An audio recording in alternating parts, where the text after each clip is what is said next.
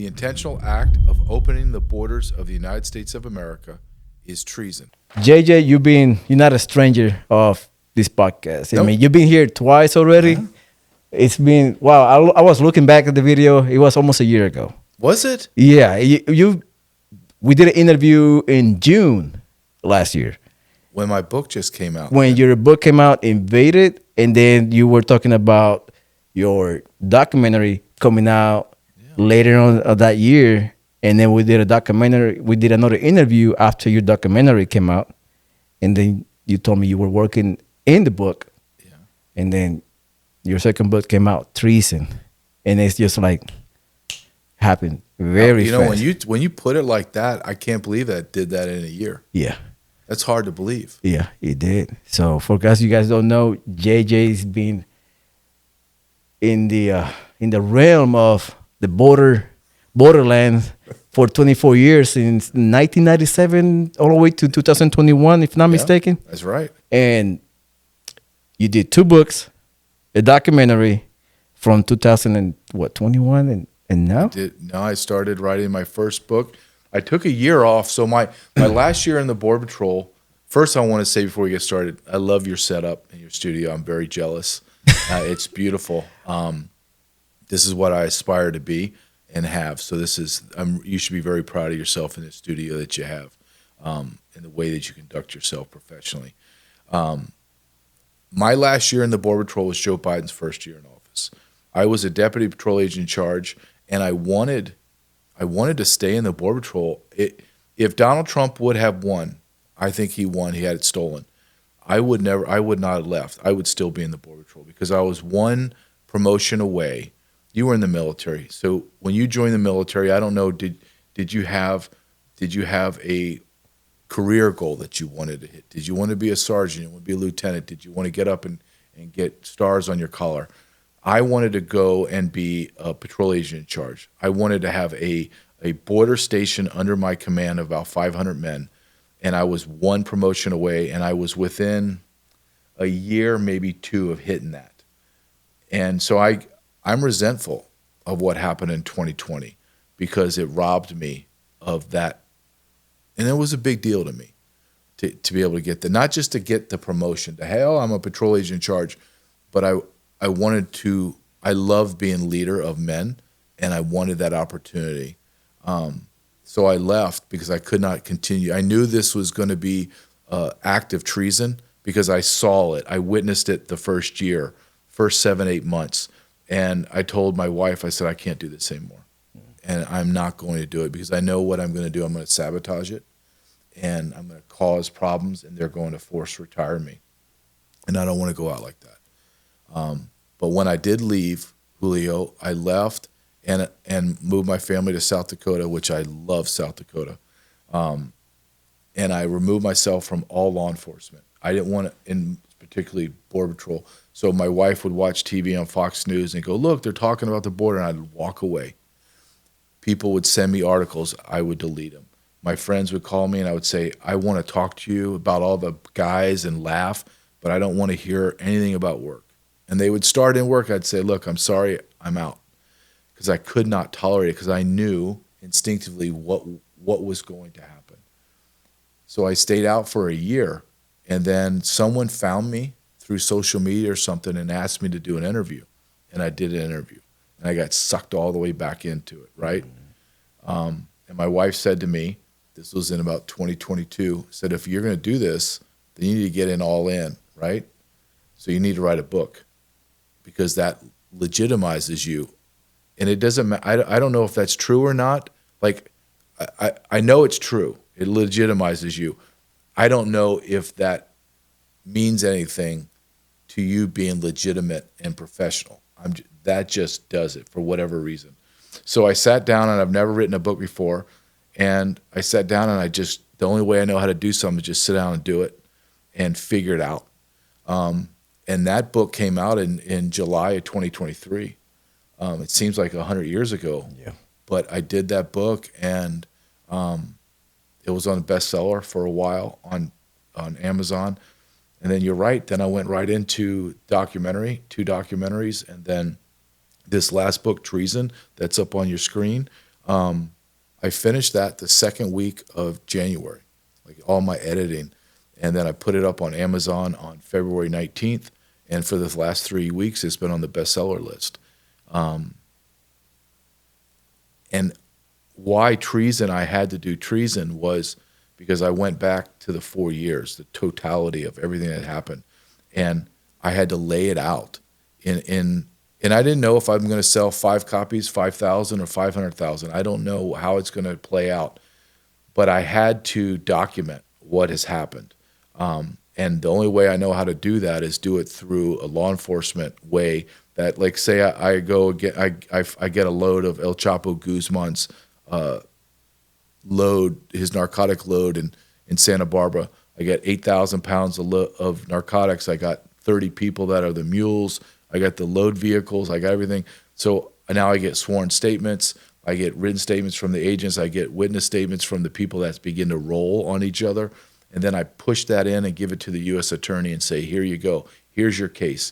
Now prosecute it.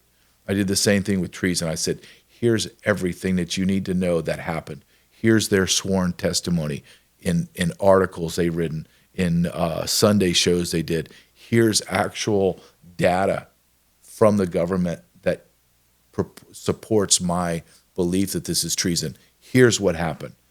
And that's what my book is, to say, your federal government, my federal government, committed treason against America. And we can go through that, I'm sure, which we will. What is treason? What constitutes what they did as treason? But I believe in the depth of my soul, after doing 24 years in the Border Patrol and not doing like you were in the military. You know this. You can either be an administrative pogue and kind of maneuver your way up the ladder by never shooting a gun, never getting dirty, never doing anything, or you can go special forces. You can go, you're actually deployed and in battle. That's how I decided. I decided I'm not going to do administrative work. I'm going to do my job because I love that. So I did task forces. I rose up the ranks in being a hard-nosed Border Patrol agent, and I did things in the dark of night that people don't want to talk about, and that's fine. But I'm not going to apologize for the things I did to keep America safe. Because like in war, I'm not equating it to war, but in war, you do things, and people go, oh, that's shocking that you would do that. Well, you weren't there. You don't know what it's like. At 2 o'clock in the morning, you don't know what it's like when I have MS-13 gang members that are squaring off on me, and I got to punch them, and there's no one around to help me. So you don't. How about just tell me thank you, and then just go on your way? So after doing all that for 24 years and writing 2 books and doing a documentary series, I make the statement with complete clarity and certainty that the enemy of the United States of America is our own government. And I stand by that. And we're witnessing that in real time, Julio, with Donald Trump's executive orders, executive actions, and DOJ. Everything that we knew was going on and I could prove to a certain extent now is being completely validated. Everything I wrote in my book about USAID, about the NGOs, about the invasion of the border, Donald Trump has exposed it and validated everything I wrote, which I don't know the right adjective. I keep thinking about when I'm interviewed, what's the right adjective to describe? I'm not happy about it. I'm not excited. I'm professionally fulfilled, if that's even something to say, that what I have been saying for a long, long time is being proven, just proven, outright proven. Nobody can argue. We can no longer have a disagreement of what I wrote because it's been validated in real time. And that's, to me, that's powerful to me.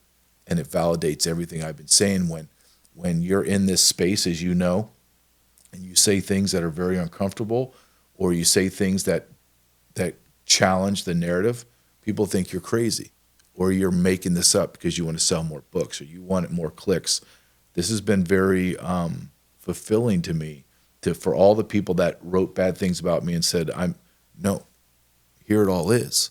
I wrote it's in black and white. I own every word that I wrote and every word that I put on film. I own it. It's mine. And now it's being validated as the truth. Can you give me the contrast on going back a little bit, the contrast between the Biden administration towards the to the Trump administration? Here's the difference between the Democrats and the Republicans on the border are zero. They're the same. This is a uniparty. The only thing that changed is Donald Trump. That's it. That one man changed everything. So let's go back to Donald Trump, his first term, and he's ending into it's the last year, 2020, because I want your audience to remember that Donald Trump, as successful as he is now, he wasn't that way when he first came in 2016, because he had Paul Ryan had the House, the Republicans, Mitch McConnell had the Senate. We had the House, the Senate, and the President, all three, and we got nothing done. I remember I was there. I was living on the border doing this job, and we couldn't get resources. We couldn't build a wall. We had no manpower. It was a debacle. Why? Because the Republicans were blocking Donald Trump. Donald Trump was able to, after about 2 years, figure out Washington, D.C., and then became very aggressive. And I would say the last 18 months, last year, I could at least say in the last year, the arrests just started nosediving to the point, Julio, that we were arresting between 500 to 600 people a day in the whole entire United States. Northern border, southern border, both coastlines. No one was crossing. We couldn't believe it. I went from being in an organization, and I'm not talking about the boots on the ground, the guys. They're patriotic, incredible. However, if you have bad leadership, as you know, your company's going to fail. Border Patrol is no different. Army's no different. And we had horrible leadership that would not implement through Donald Trump until he was able to get all the pieces aligned, get the right Border Patrol chief in, Rodney Scott, who's now the new commissioner of CBP. So we had all that aligned, and all of a sudden it started clicking, man. We went from the worst team in the NFL or Major League Baseball to the champions that fast. People under Obama's time, we would drive through neighborhoods and stuff, and people would be illegal aliens. They'd flip us off, tell us to F off. Then, under Trump, we'd ride through the same neighborhoods, people would be running, because we were enforcing the law. Then we go right into Biden. Prior to Biden coming in, we began to see the swells of the caravans. Because in November, like everyone in the illegal immigrant world or outside of our country think when our president gets elected, he becomes the president, right? But there's that gap between November and January. So between November and January, we began to see swells of caravans coming up. We would get our intel reports with pictures of people wearing T-shirts saying, "I love Biden."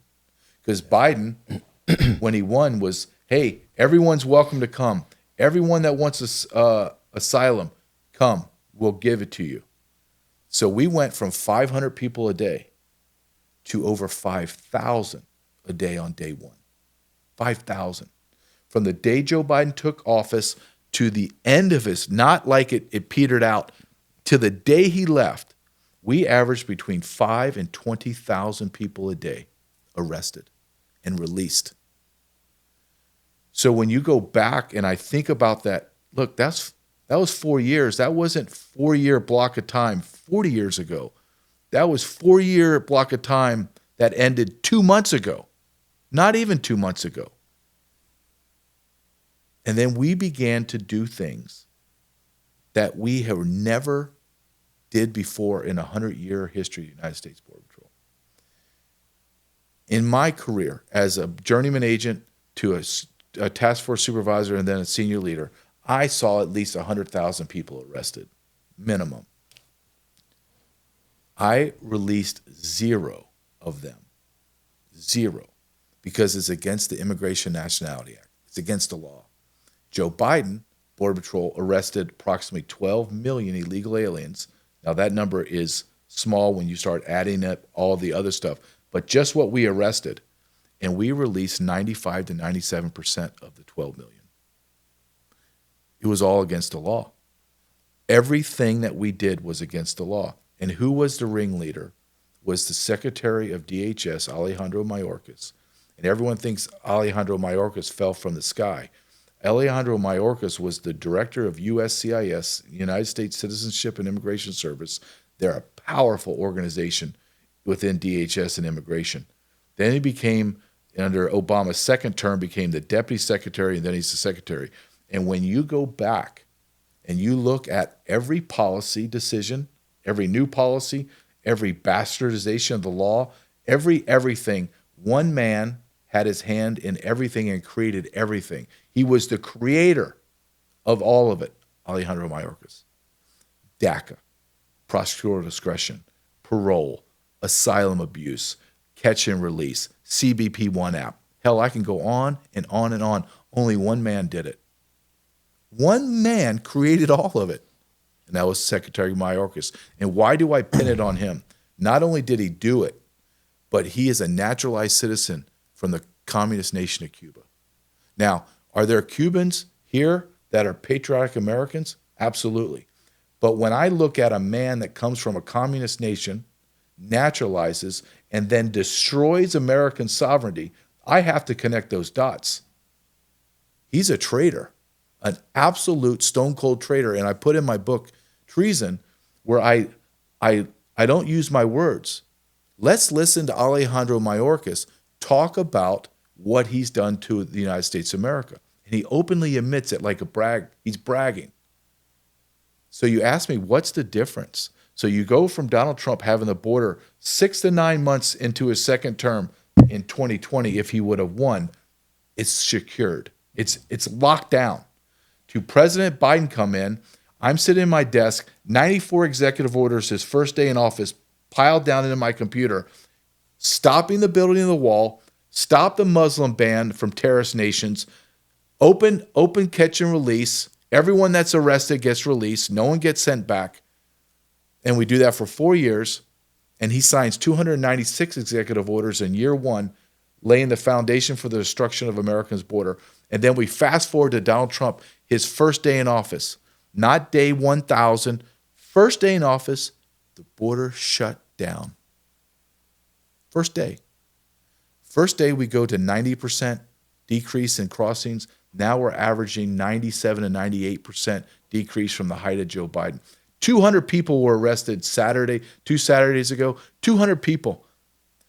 200 people on the southwest border. 200. That is every 10 miles, one illegal alien jumped the fence and was arrested for 24 hours. That's never happened. And he did it in day one. He put the Border Patrol on the border and the military as supplemental force, and they shut it down.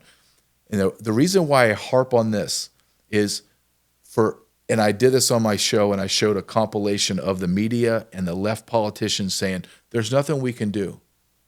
This is Congress has to act. The president can't do this, when they know damn well that everything that was happening on the border was because of the president and his executive orders and his orders to his to his secretary. And what Donald Trump did, he came in and just said, no, shut it down that fast. And everybody used to ask me, how long would it take you, JJ, if you were in charge? How long is it going to take the government? It's going to take months. I go, I will have it shut down within 24 hours. And they're like, you're crazy. You can't do that. It's not rocket science.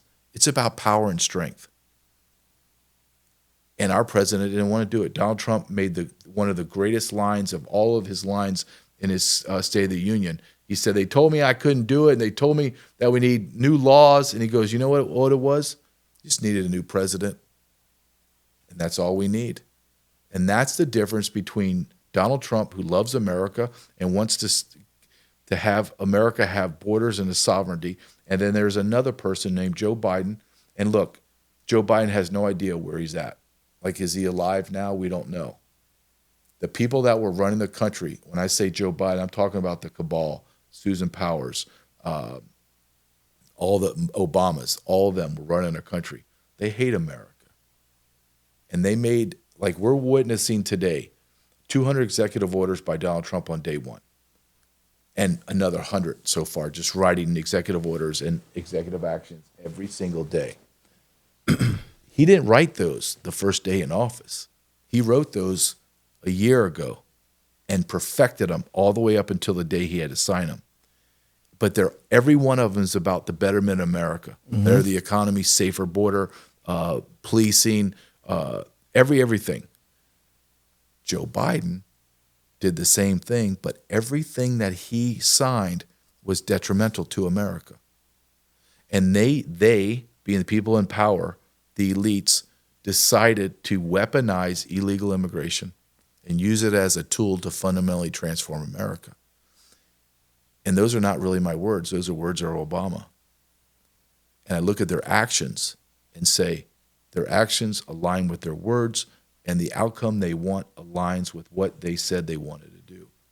Then you have to stop and look at what they did and realize they did it intentionally, they did it on purpose, and they did it strategically. I'll end with this. Donald Trump had an interview with Sean Hannity. It's got to be about 3 weeks now. And Sean Hannity asked him, why did they open the borders?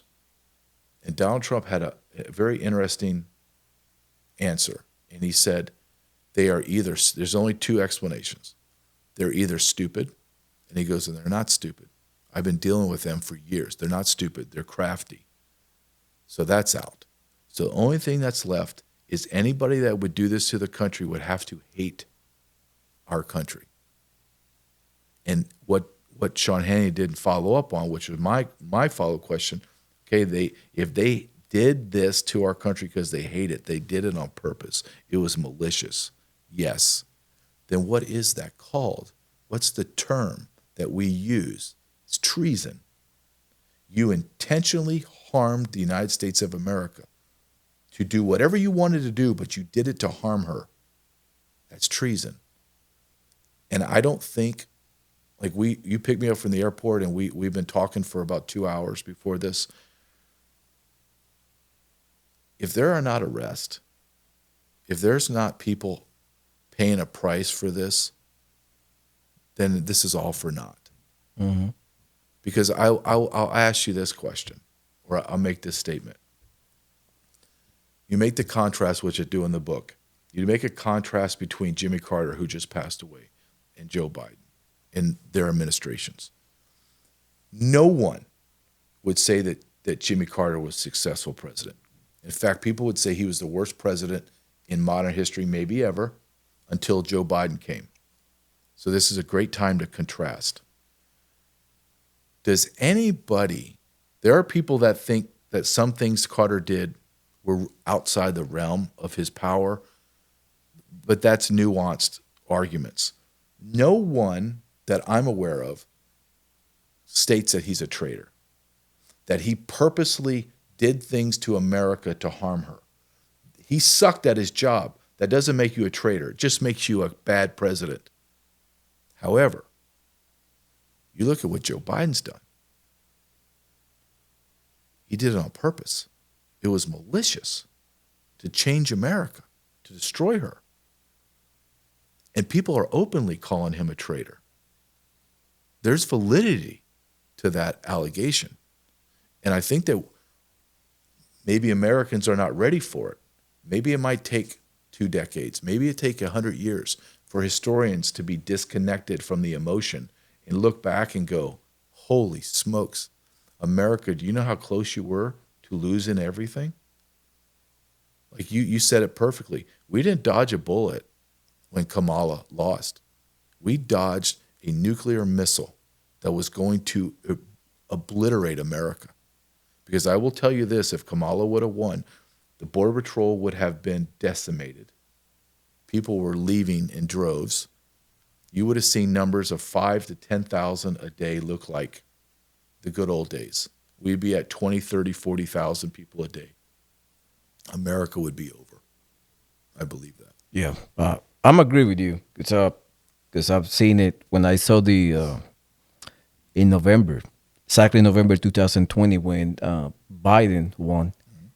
Him and Kamala basically stated, just come on over. We're gonna give you free healthcare. We're gonna give you money, lodging, whatever they need. And that's when you see, like as you mentioned, the drove of people, hundreds of thousands crossing. My question is, do you think these events were coordinated with oligarchs, big corporations to do a as like asymmetric warfare, attack the United States from different sides, overwhelming the resources, overwhelming the services that we give to our citizens, like healthcare, education, um, social safety nets. Do you think that this was elaborated to basically destroy America financially and socially? I think that's a great question, and it's rarely asked why and who did this. So let's take a minute to focus on why, and then that will circle back to tell you who did it. Why did Obama, Biden, and the cabal do this? And I believe this completely to be the factual truth. They wanted to demographically change America. And I'm not talking about race or ethnicity. If Hispanics have more children, we talked about your family is very large. My family is small. I would love to have a big family.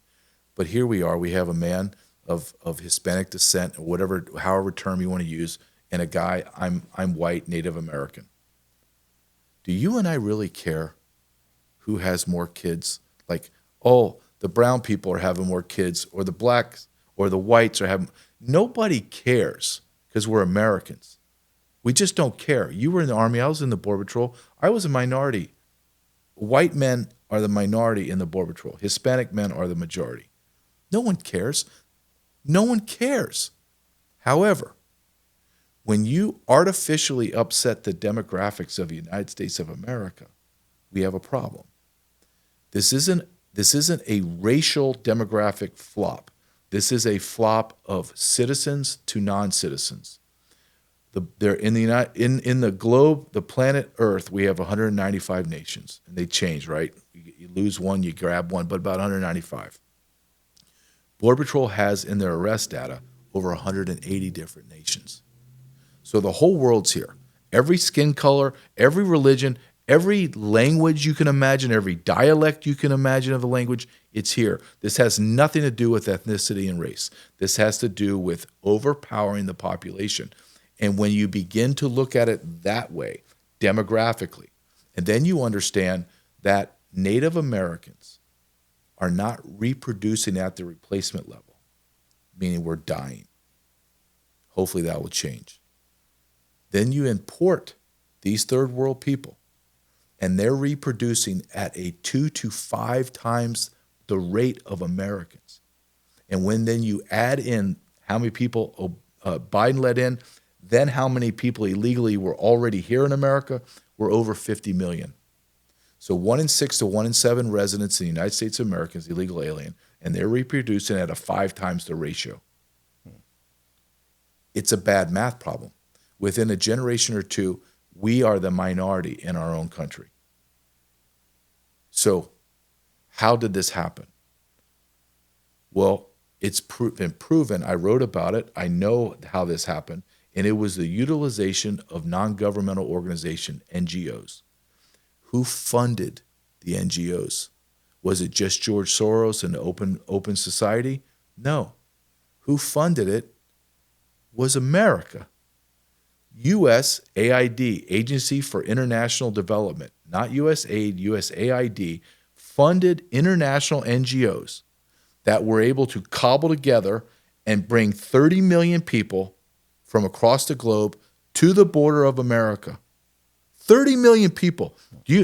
When people used to say, well, they're caravan, they're walking down from, the Darien Gap, I go, no, they're not. They're flying into South America or Panama, crossing the dangerous Darien Gap, and then the NGOs are waiting for them there to medicate, feed them, clothe them, and get them proper, and then they're busing. No one's walking. You know how long it take you to walk? That's like me, we're in Houston right now, and I'm going to walk to Alberta, Canada.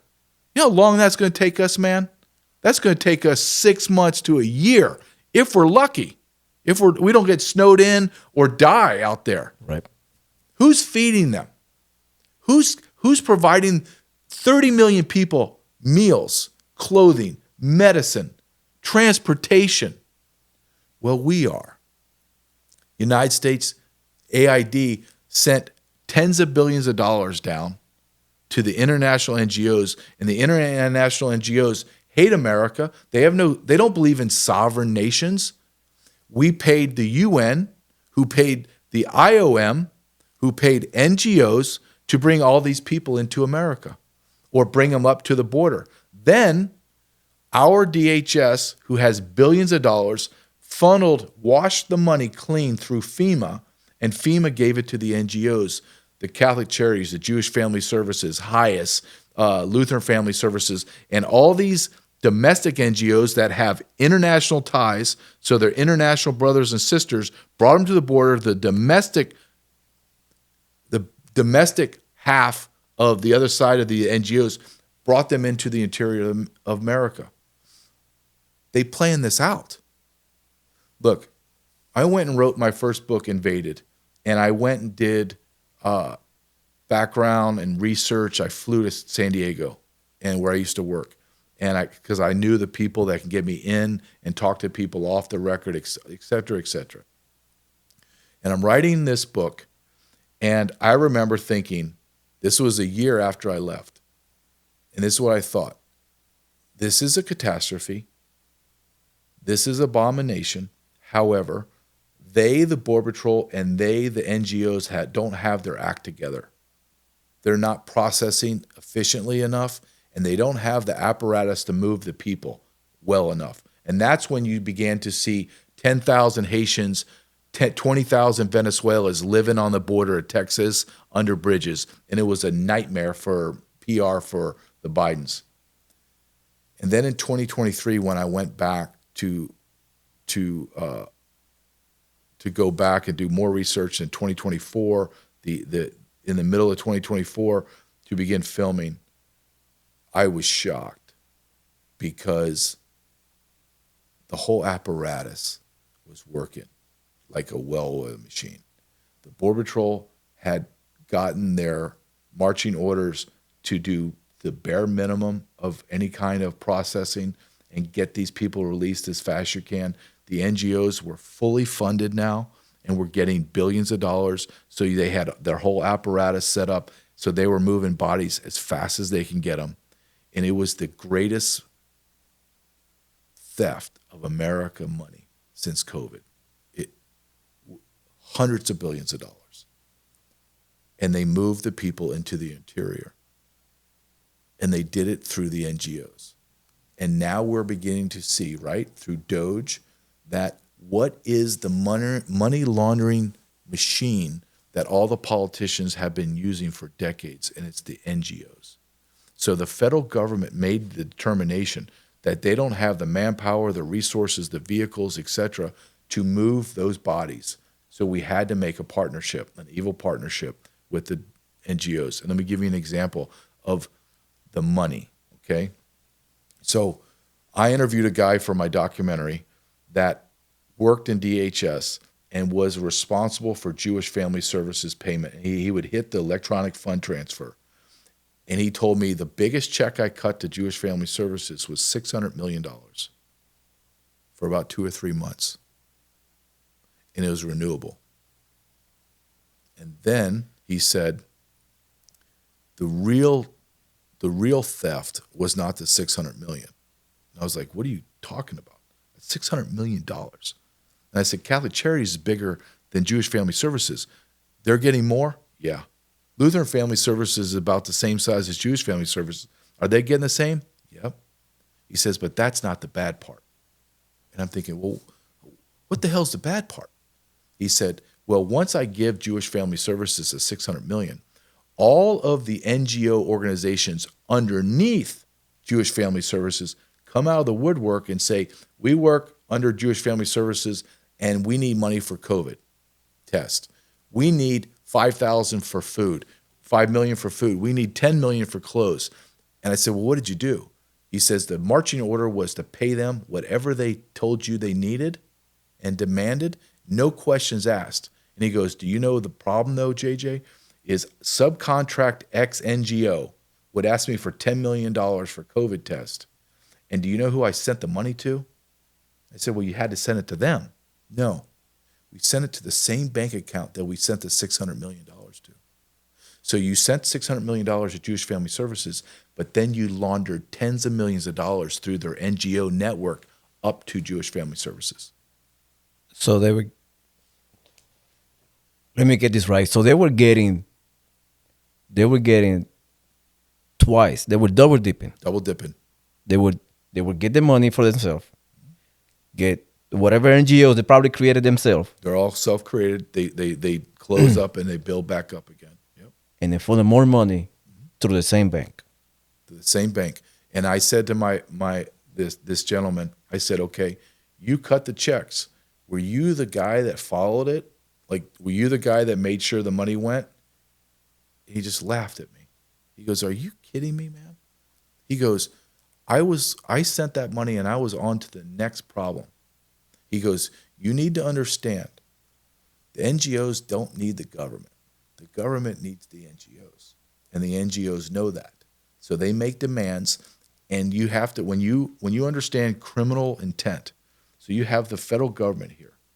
They want to commit this crime, which is treason to destroy America. They need this criminal enterprise to facilitate their crime to get to this point. This group, the federal government, has endless money. So the line, the directive was pay them whatever they tell you to pay them and don't question it.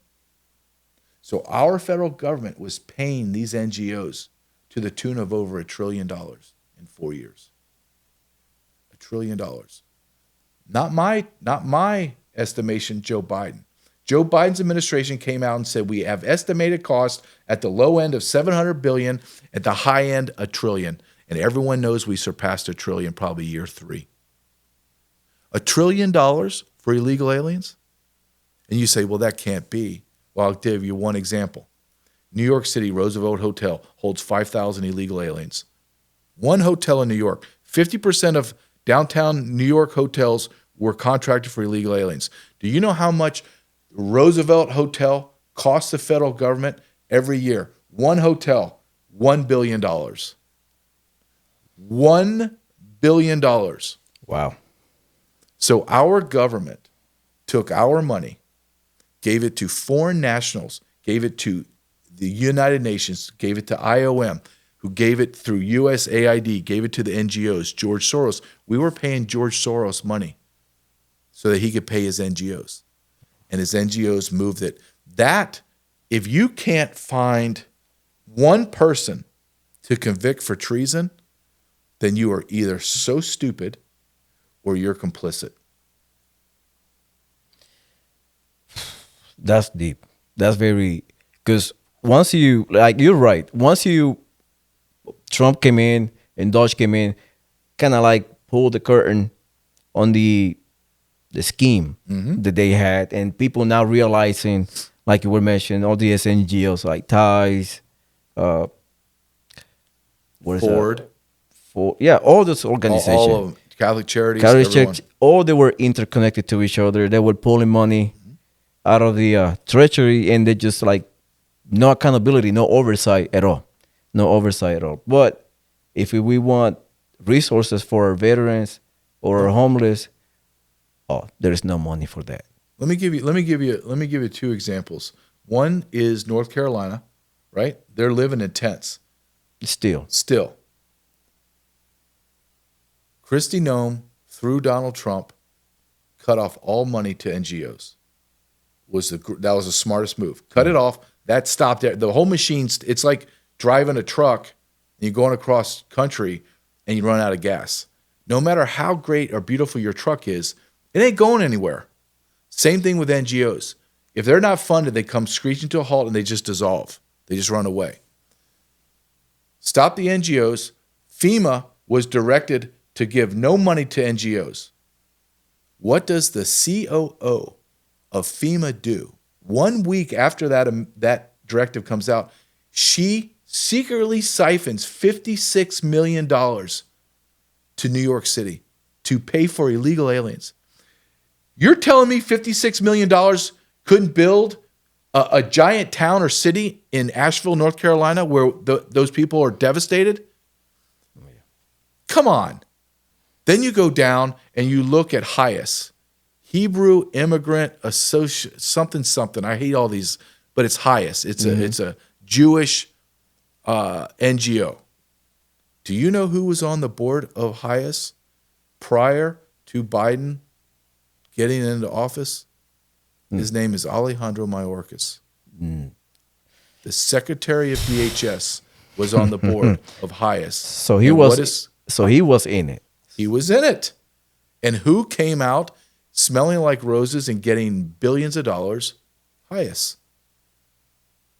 Are you telling me that didn't have impact on that? He was on the board of HIAS.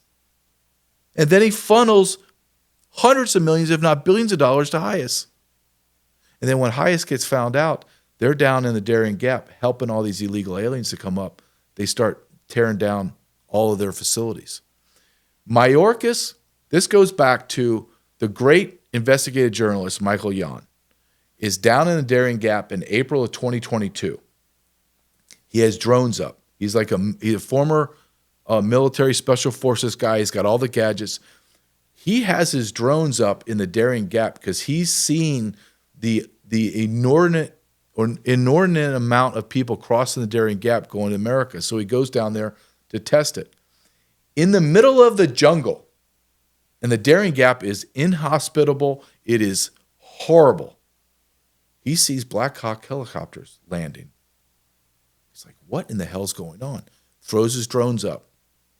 Guess who is landing in the jungle in Darien Gap in April of 2022? Alejandro Mayorkas. What is the Secretary of DHS doing in the jungle in Panama?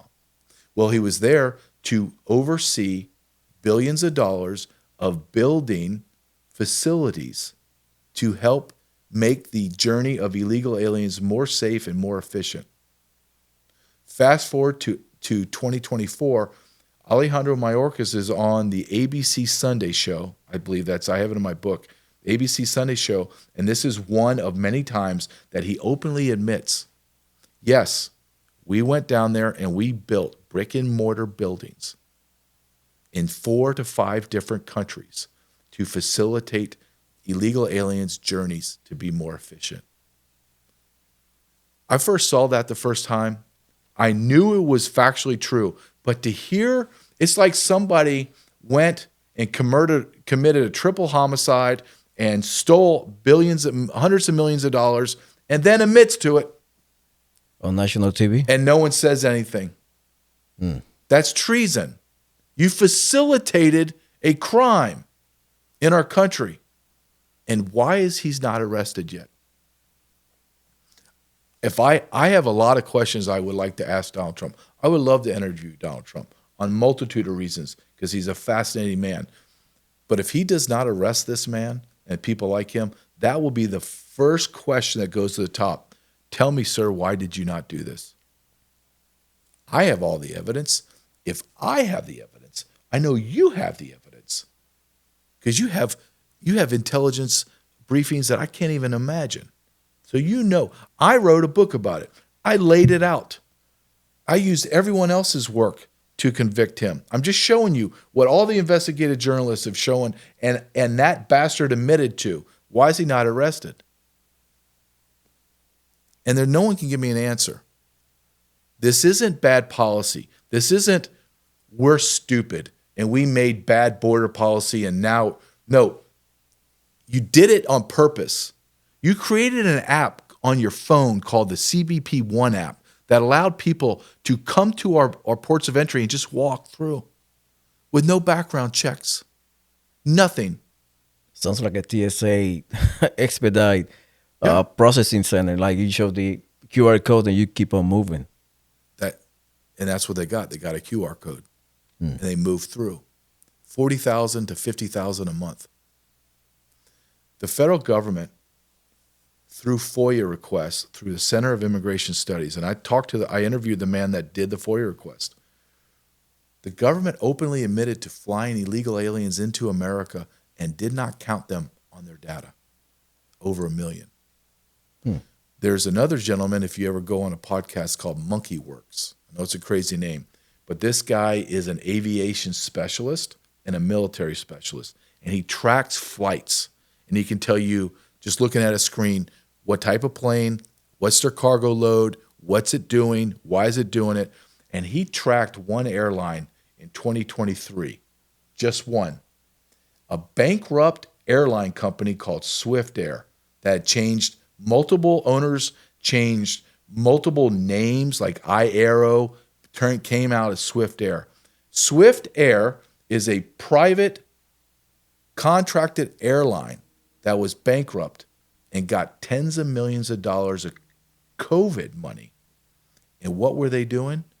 They were flying illegal aliens into America off the books. How much? Monkey Works tracked their flights from across the globe into America 7,280 times and stopped counting. And he estimates 1.2 to 1.4 million illegal aliens from across the globe were flown into regional airports across the United States of America and released into America. And no one disputes it. That's what our federal government's been doing for 4 years under Biden.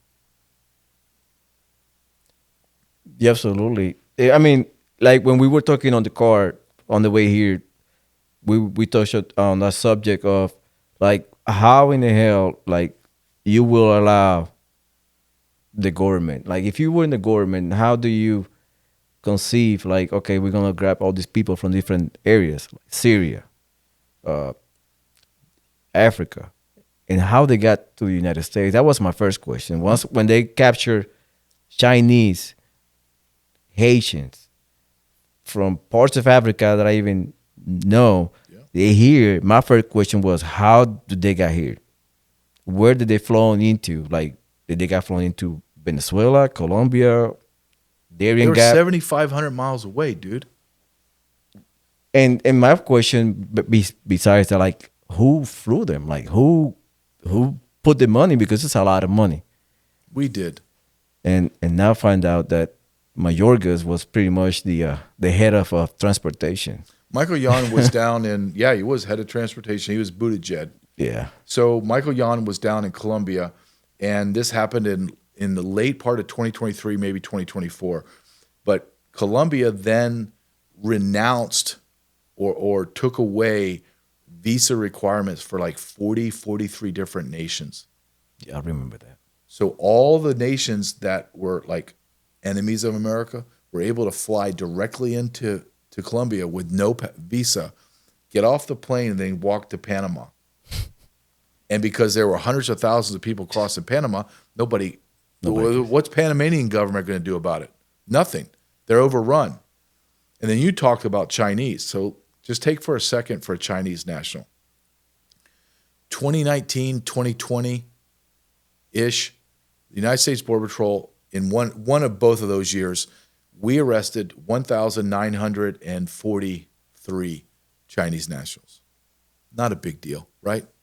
They escaped China. We got them. They either claimed asylum or we deported them back to China. Not a big deal. In 4 years under Joe Biden, we arrested over 200,000 Chinese nationals. 200,000. People that I interviewed for my documentary that have all the alphabet behind their names, CIA, FBI, blah, blah, blah, blah, blah. They swear that they have identified at least 100,000 PLA soldiers out of that 200,000. And that's just what we know about. Michael Yon, muckrakers, Todd Bensman, a bunch of other people down in the Darien Gap are writing reports. Look, we're talking to these people. They're soldiers. We're talking to the ones that aren't soldiers, and they're telling me, I can't talk to you. Because, why? Well, because there's spies in our group, like Chinese spies. And then people are writing articles about groups of men crossing our border from China that have the same haircuts, wearing the same clothes, have the same IDs, have the similar same tattoos. What do we call that, Julio? We call that soldiers. Yep. And our government allowed them to come in. And I write a whole chapter in my book about this. And I crafted it in a way that the Chinese had to have thought that this was a trap. They had to. There's no way that the federal government of the United States of America was allowing us to be able to smuggle our soldiers in. And worse than that, once our soldiers got in, those Americans were going to, at their cost, fly our soldiers to wherever we wanted to station them in America through their NGOs. Better than that, they're going to house our soldiers. They're going to give us spending money. They're going to feed us. We don't have to do anything. When you were in the military, you went to Iraq. There has to be supply chain. Mm-hmm. How are we going to feed these guys? How are we going to get them water? How are we going to medicate them? How are we going to get them ammunition? How are we going to do all that? All that doesn't matter anymore because the Chinese can just fly their soldiers in to Darien Gap or Mexico City and kind of meander in with the group, and they come into America and we'll fly you wherever you want to go. We'll feed you. We'll take care of your army in America. And that's happened. And if you don't think that's happened, you're a fool. We opened our border. Our enemies have attacked our border. So think of it this way. You asked earlier in the interview, well, what's the end game? How does this really hurt America? Our enemies. How do you think China and Russia and Iran and everyone else, do you think they want to have a real normal war? Like, here comes our battleships against your battleships. Here's my battalions and your battalions. No, the best those nations could hope for, the best outcome is mutual destruction. That's it. They're not going to win. They know they're not going to win. We probably will win, maybe not, but we're going to at least destroy everybody. Or here's an idea. Why don't we just move our troops into their country and eat them from the inside out? And you're not going to, I had a friend that we did podcasts for over a year. His name's Brian O'Shea. He was a special forces, embedded with special forces, an intel, like a CIA kind of guy. And he was in charge of propaganda, all that. And he's a China expert. And he said to me, he said, JJ, you got to stop looking at these Chinese soldiers as we're going to go into a regular war. We're not going to do that. They're going to be small groups with a sergeant, about 7 to 8 or 9 soldiers. And they're not going to know what those other group are. They don't even know they're here. They don't know them. They're going to have a very specific target, and they're going to hit it. And their job is to do surveillance, get their weaponry, get their ammunition, get their go vehicles, get it all lined up, and they have to be ready for a go date. And I said, okay, well, what does that look like? He says, okay, I'm the PLA soldier they sent. I'm the sergeant. I got my my boots. We're going to hit JFK Airport at 7 o'clock in the morning on a Tuesday, where everyone's busy.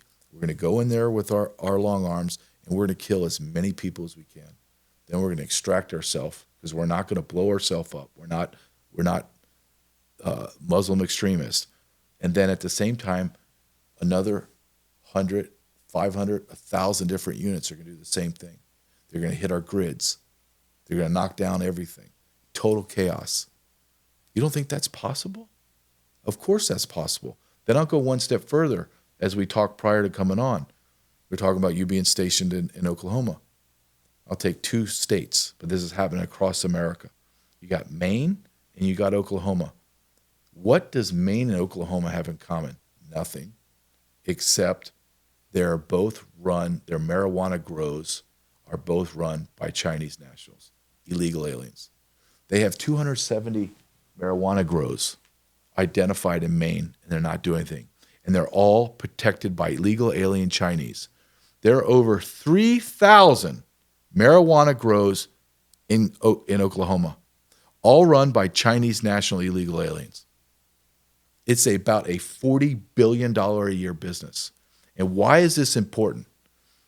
Just like my former co-host said, this is important, JJ, because this is a cash crop. China doesn't have to finagle wire transfers and get ensnared in the financial transactions to buy weapons, ammunition, food, all that. No, they have billions of dollars of cash that they can use here in America with no transactions and do everything below the radar. And it makes sense when you begin to look at the totality of what has happened. I believe America has never been this vulnerable in the history of our nation. I believe that. And when you start to go and dig in to what I know and what people like Todd Bensman and people that are experts on Alejandro Mayorkas, it's going to shock you. It's going to scare you. And if you're not afraid, then you just are oblivious to what's going on. I really believe that. Now that, and on the same token, you're talking about China probably attacking us on the weakest day. They would say,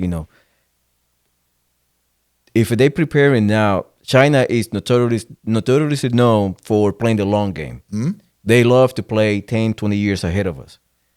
Do you think China will hit us before 2030?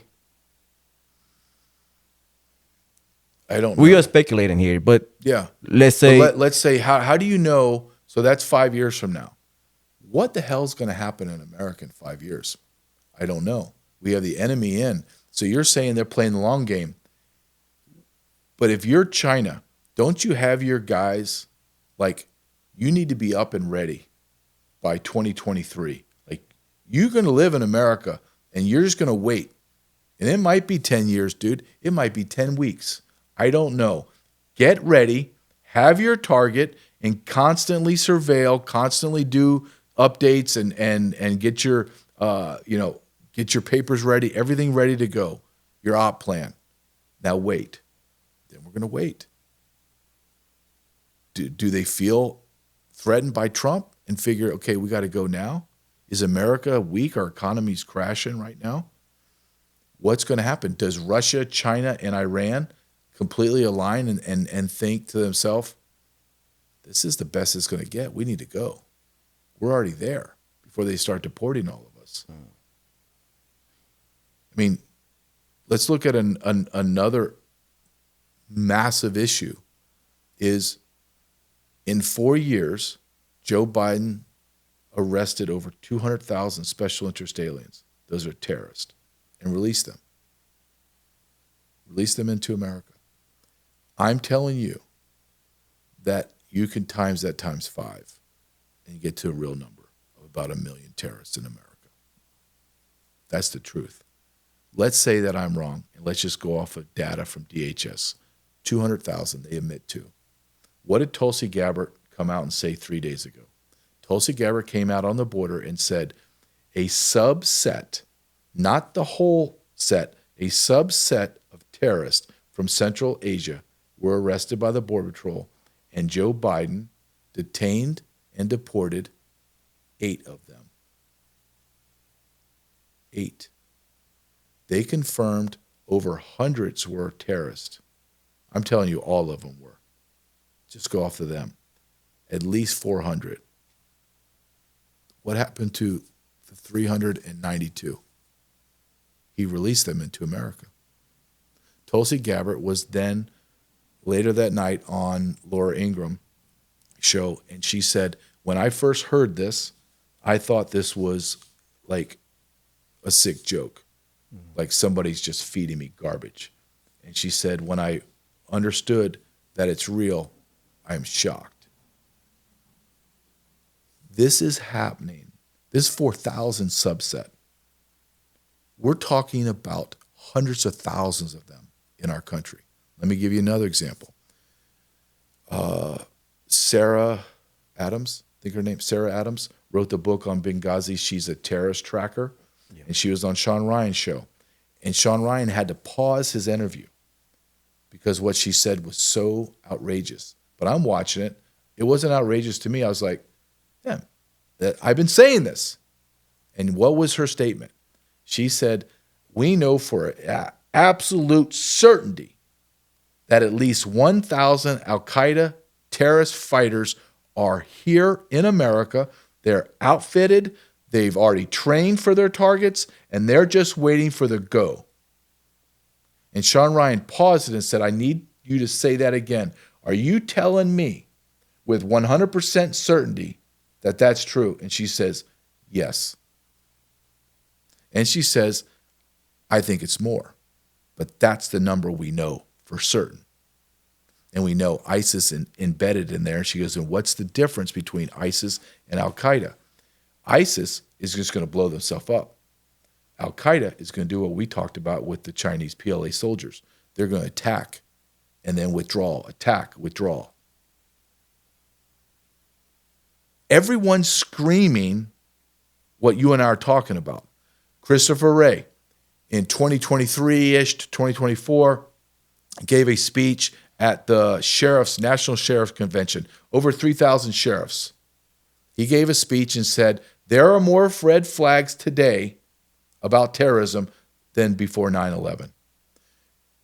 Christopher Wray then goes in front of Congress and they ask him, where are all the terrorists? Mayorkas was to his right, and he looked at Mayorkas and said, I have no idea.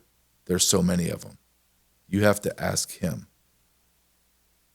They don't know. They don't know how many. It's beyond their capacity.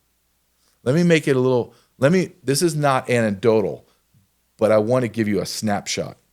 So the cartels on the border run everything. If there's a group of people that cross, say, Del Rio, Texas, they were Haitians and Venezuelans. Why? Did anybody ever ask, why is it just Haitians and Venezuelans? Well, because the cartels determined that that is the crossing spot for Haitians and Venezuelans. San Diego is the crossing spot for Chinese nationals. That's where a lot of all the Chinese cross in San Diego. The other spot in San Diego was Imperial Beach, where I worked. And they determined, and it changes, right? This isn't just like 4 years they're doing it here. They just change their locations and who's going to be dropped certain where. For Imperial Beach, for a good solid 2 to 3 months, was only people, single adult military-aged men from the continent of Africa and the Middle East. And my buddies were sending me pictures of a group of 1,500 living on our side of the border. On our side, we didn't have the personnel to go arrest them. So we would arrest 500 at a time, take them to the station, process them, and I'd say, what did it look like out of 500? Out of 500, we had 50 confirmed terrorists. So they were staging. They were staging in Tijuana. And filtering them in. So you had 1,500-ish. The Border Patrol would take 500, and then the cartel would drop off another 500. And they would literally get in line to be brought in. My buddies were sending me pictures and videos and saying, look at these men. They're all terrorists, dude. They're all special interest aliens. They said they were recognizing on the database 50 a day. They were determined 5 of them were known terrorists. I said, well, what would you do with the other 45 out of the 50? We would release them. Where? Into America. Well, what would you do with the other 450 that were all single adult military-aged men from Sudan, Yemen, Afghanistan, whatever? Well, we release them too. So when you hear we arrested 400 known terrorists this year, that's a lie, man. You arrested hundreds of thousands of them. Let me tell your audience, just so they have an understanding. I'm going to tell you how I told my 13-year-old son. We had this discussion. We're talking about the terrorist watch list. And I said, Joseph, do you think that terrorist watch list, however big it is, have 10,000, 100,000, I don't know what the number is, but let's just say 100,000 max. I said, do you think the government was able to determine every single terrorist on planet Earth and put them into this list? And my son thought about it. He goes, well, no, that's absurd. I said, that's the point I'm trying to make, Joseph. There's 8 billion people on planet Earth. To assume that the terror watch list is all consuming is to make the declaration that our government with the European law enforcement has identified, interviewed, and vetted 8 billion people. And we brought it down to 100,000. I said it's absurd. So in the Sudan or Yemen or Afghanistan, there's terrorists everywhere. They're what we call terrorists. They just call themselves freedom fighters. They're terrorists. So when I joined that group, I'm not running to the U.S. Embassy in Afghanistan and saying, hey, my name is Mohammed Sheikh. I need you to put me on the terrorist watch list. I joined the group. That's the absurdity to say, I just had 500 men that I arrested today in Imperial Beach, California, and put them through my system, but they're not terrorists. Don't worry about it. We vetted them. You vetted against what? You vetted, when they tell you they vetted someone against the FBI database and DHS database. If Mohammed from Sudan has never been on the radar in Interpol or ever been in America, he's vetted clean. Why? Because he's never been here before. Yeah. That's the absurdity. That's the lie they've been telling you, America. So when I tell you there's 1 million terrorists, I'm telling you there's 1 million terrorists, minimum. Joe Biden, in his arrest data, in 4 years, arrested 12 million people. 60 to 70% of the 12 million were single adult military-age men. Outside of the 12 million, the government admitted to losing 3 million outside of the arrest. That's a lie, but let's just go off of that, 3 million. Now we're at 15 million. They admitted to bringing at least 1 million to 2 million in through the CBP-1 app. Now we're at 17 million. And then another million they flew in on contracted charter flights, 18 million. 18 million they admitted. That's 4.5 million a year came into America over 4 years. I'm telling you the number of 3 million getaways is a joke. It's closer to 15 to 18 million. We allowed into America 7.5 million people a year for 4 years, equaling 30 million people. That's just the truth. That is insane. It's insane. And my question, follow up on that is, what do you think about Eric Prince proposing privatizing illegals and basically do it for I believe he said $25 billion, but he's promising basically He's promising results. He's promising results. Yeah, he put a number out there. He said 500,000, something like that. But his price tag, he wants between 25 and 50 billion. 50 billion. And he said, I will have planes flying out day and night. Day and night. Do you think that Donald Trump should take that and negotiate it? Yes. And what is your thoughts on that? Because I would. Okay, let's look at the success rate right now since Donald Trump has taken office. And I'm the biggest Donald Trump supporter, and I'm the biggest Tom Homan. He's the border czar. I'm the biggest Tom Homan fan. They are averaging between 1,000 and 1,500 arrests a day. That's nothing. Let's say it's 1,500, high end, 1,500 arrests. That's 30 people a state are being arrested. Yeah, that's not a lot. It's nothing. It's inexcusable. The reason why Tom Homan can't get that to 10 to 15,000 a day, that's what the number needs to be, because he doesn't have the manpower, he doesn't have the funding, and the apparatus to move them out is not here anymore. Eric Prince comes in and can privatize that and work underneath Tom Homan. I say absolutely do that now. Now. Do it right now. Let me tell you,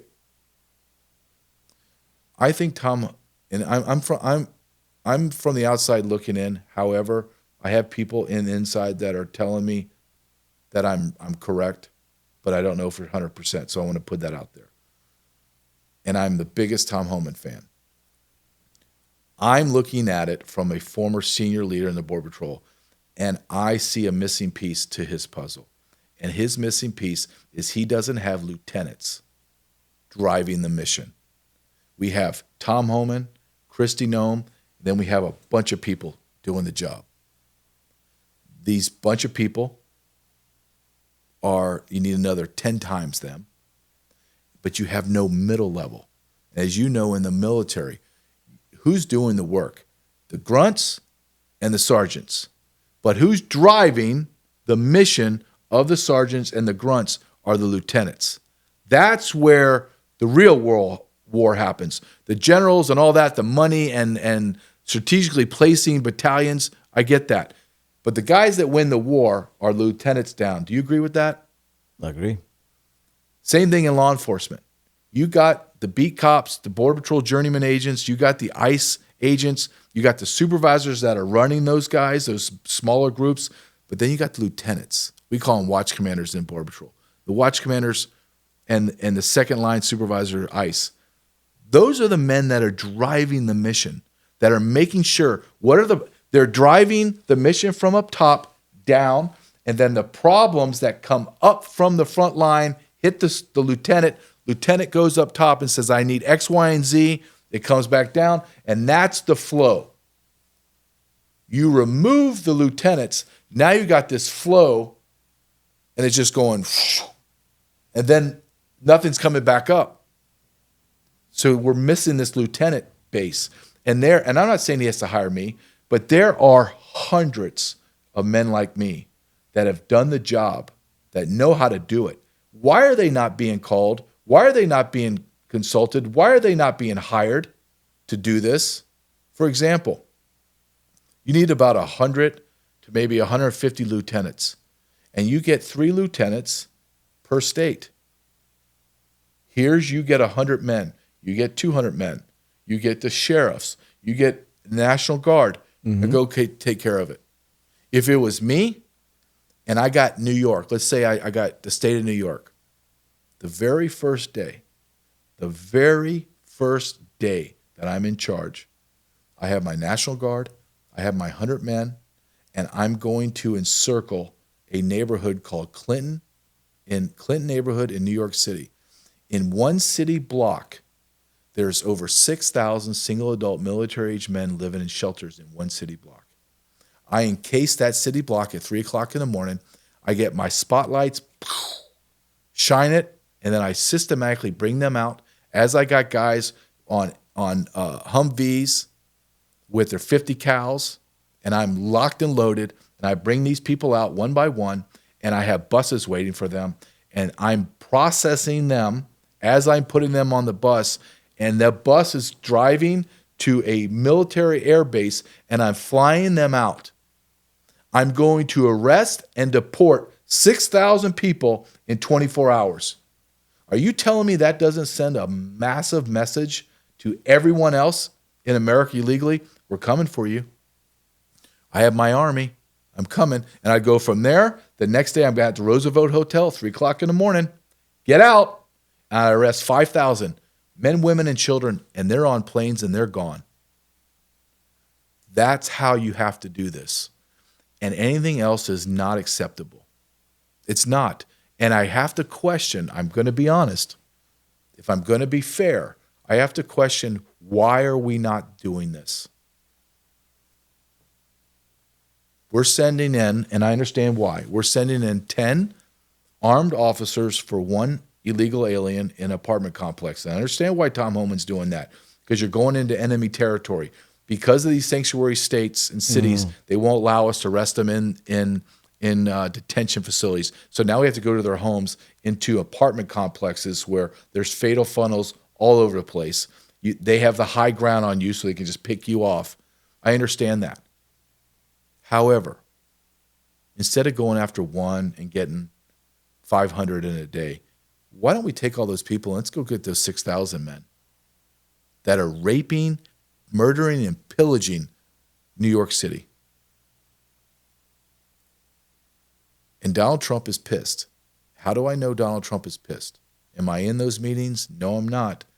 But within 30 days, he fired the acting ICE director. Fired him because he said the numbers are too low. you're fired. So I know there's angst going on. I know Tom Homan, from what I heard, that he's upset, that he's frustrated, and you can see it in his face when he's giving interviews. He's losing weight like crazy. Yeah. He looks frustrated, angry, because he doesn't have the resources, and his name is tied to this.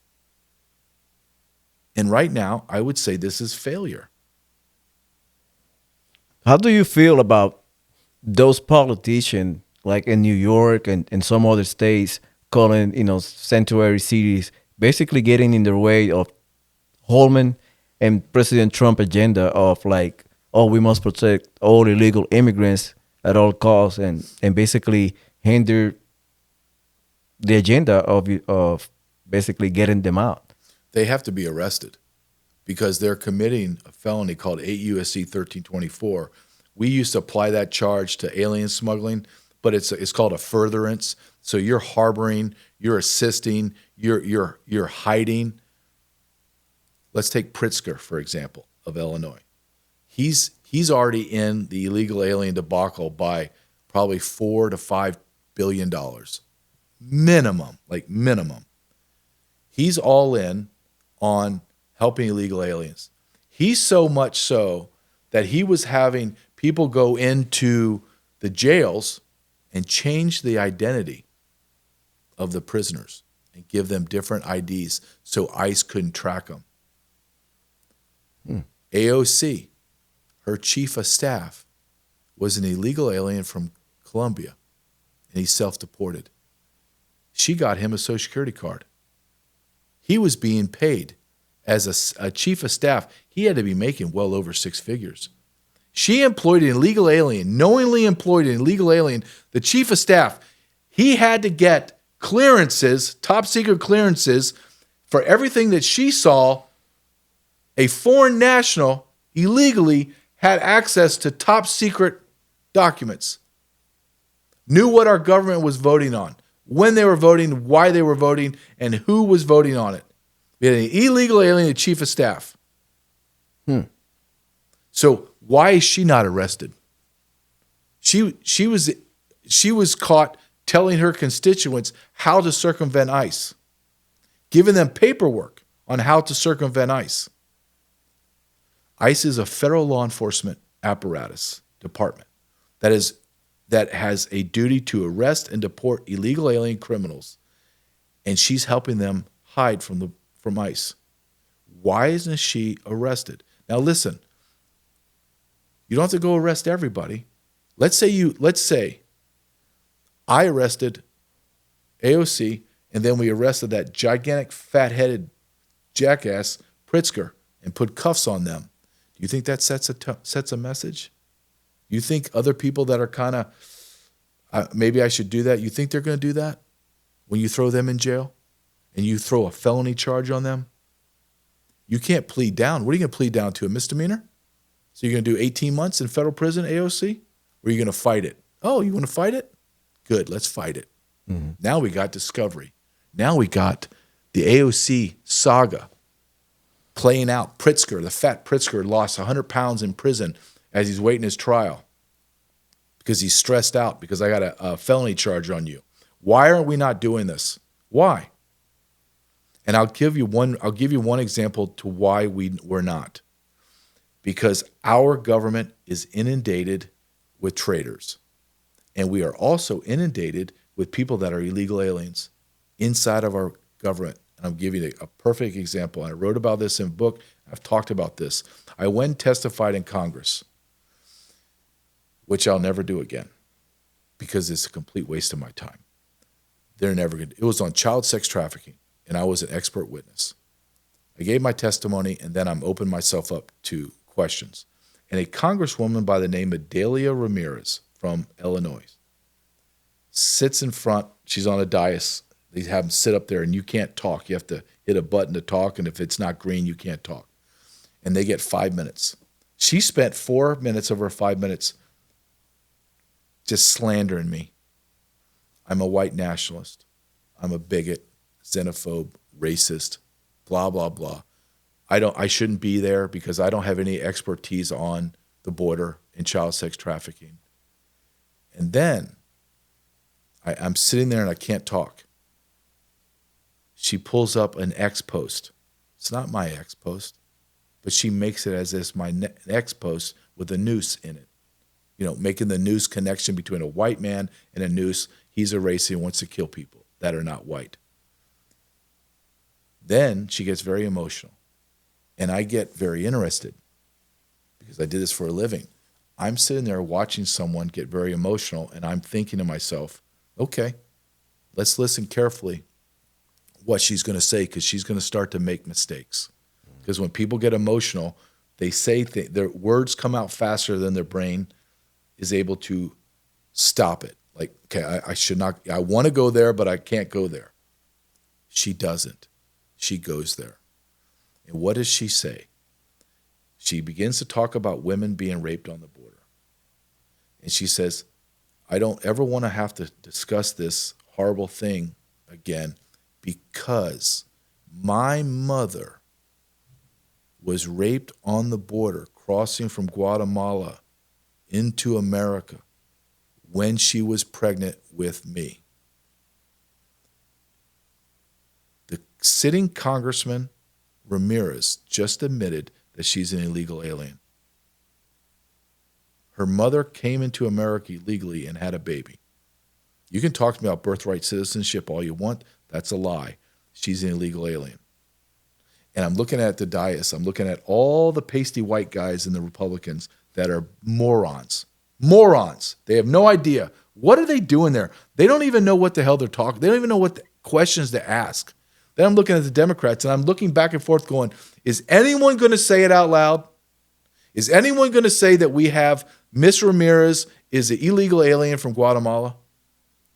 We have illegal aliens in Guatemala, from Guatemala, chastising a patriotic Border Patrol veteran that's telling you about child sex trafficking, and I'm being lectured by a illegal alien. I'm living in the Twilight Zone. I do research for my book because I talk about a whole chapter on me doing the congressional testimony. Dalia Ramirez is married to an illegal alien. She's married to a criminal. Her family members the majority are all illegal aliens. I did a cursory search through DHS. I can't find her that she's a naturalized citizen. She never naturalized. Thus, she's an illegal alien. This is happening throughout our government. Here's something else America has no idea about. How many of our congressmen and senators are dual citizens? We don't know, because they don't have to disclose. And every time a bill comes up for disclosure, they vote it down. Why? Why should anyone in our houses of leadership, Senate, Congress, President, have dual allegiances? And don't tell me that that's not a problem. Let's look at not AOC. Let's look at Ilhan Omar from Somalia. Has an absolute allegiance, has been caught on video saying that her main allegiance is the betterment of Somalia.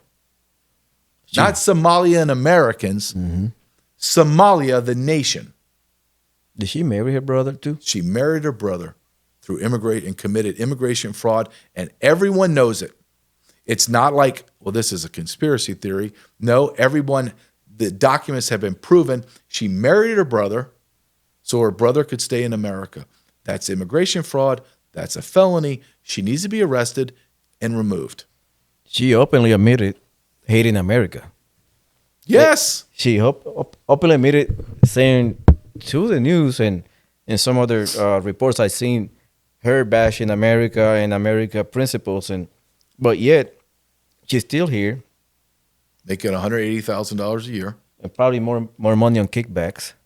Well, she's kicking back money to her husband, who runs a consulting firm. So she just hires her husband and pays him the $1 million a year. Same as the other one, Tahibi, whatever it is. Yep. She's the only one, right? She's the only one that voted against the bill. And she votes against all bills. She is a full-on Palestinian supporter. Yeah. Yeah.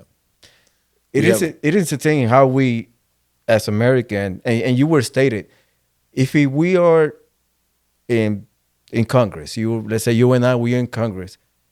We have to sign allegiance to protect the Constitution. That means you bind to protect the Constitution, not some other country. When you sworn in, you sworn to protect the Constitution of the United States, not Somalia, not the Palestinian. But shouldn't we make an individual? Shouldn't every American not be allowed to have dual citizenship? Shouldn't you or if you even want to fight me on that, shouldn't someone that is in elected position in federal service, shouldn't they be required to renounce any allegiance to any other nation? I think that's a fair ask. Yeah, I'm agree. Absolutely, they should be only align themselves to the United States and their constituent, not nobody else. But we have that in spades in our Congress. We just do, and it's a lawless. Look, when I've been to Washington D.C. many times. You ever been to Washington D.C.? I'm planning to. Okay, everyone has to go. And this is the overriding feeling that I have every time I go there. And it was very powerful this time because I'm going into Congress. I'm driving over a bridge. My Uber driver's driving over a bridge, and two things hit me right off the bat. First, wow, this place is beautiful. Like, it is powerful. Everything's marble, giant statues, monuments everywhere. It's beautiful. Like, wow, look how beautiful this is.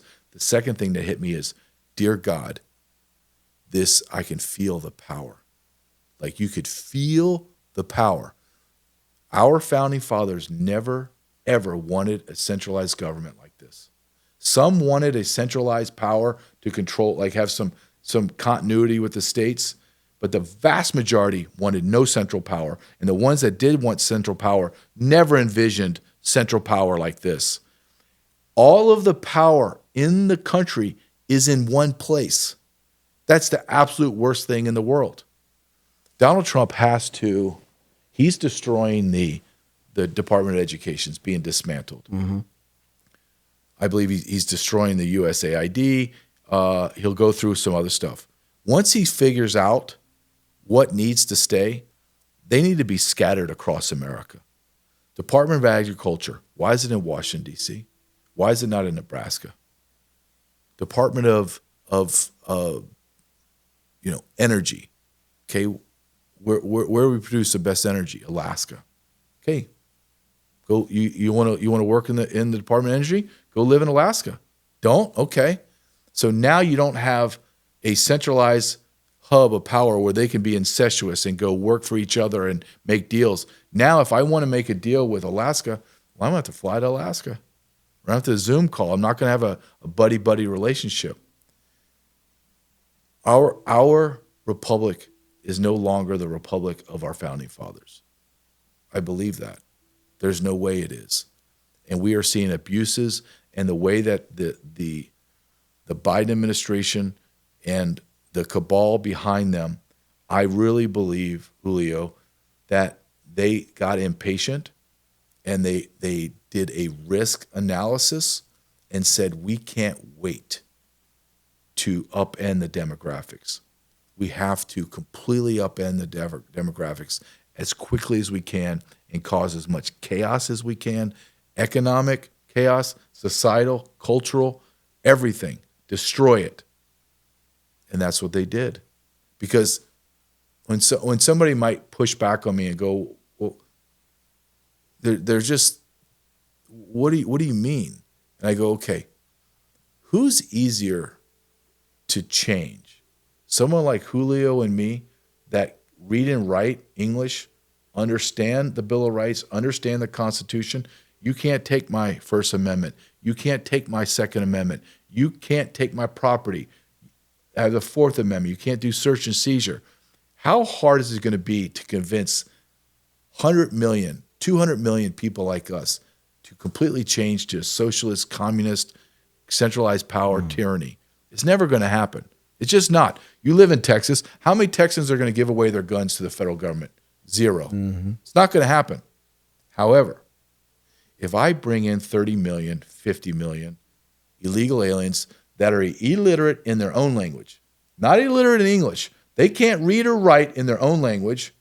They're 100% dependent on federal services to survive, not to get up and get better, to survive. Have no idea what a republic is. Come from third world hellholes that are tyrannical, communist, socialist hellholes. Are they easy to manipulate? Are they easy to do as a giant group of people to do what you want? Absolutely. And that is the ultimate game. And the other part of this puzzle that is rarely discussed, if ever, and it's absolute real. Why do the Democrats, why do they bring in 30 million people, now 50 million, predominantly in massive metropolitan area, blue areas? And why are they fighting so hard, tooth and nail, before the 2030 census to include everyone that's in America? Because if they include the illegal aliens and Donald Trump does not get them out of the country in the next 4 years, then they will flip 60 House seats. 60. They already did the calculations. 60 to 62 House seats will flip to blue. That means our government is changed forever and it's never coming back. Right now, what does Republicans have? A majority of what? 4? I could be wrong. 4 or 5 in the House? Yeah. 4. I believe it's 4. 4. Yeah. So we're able to have some control.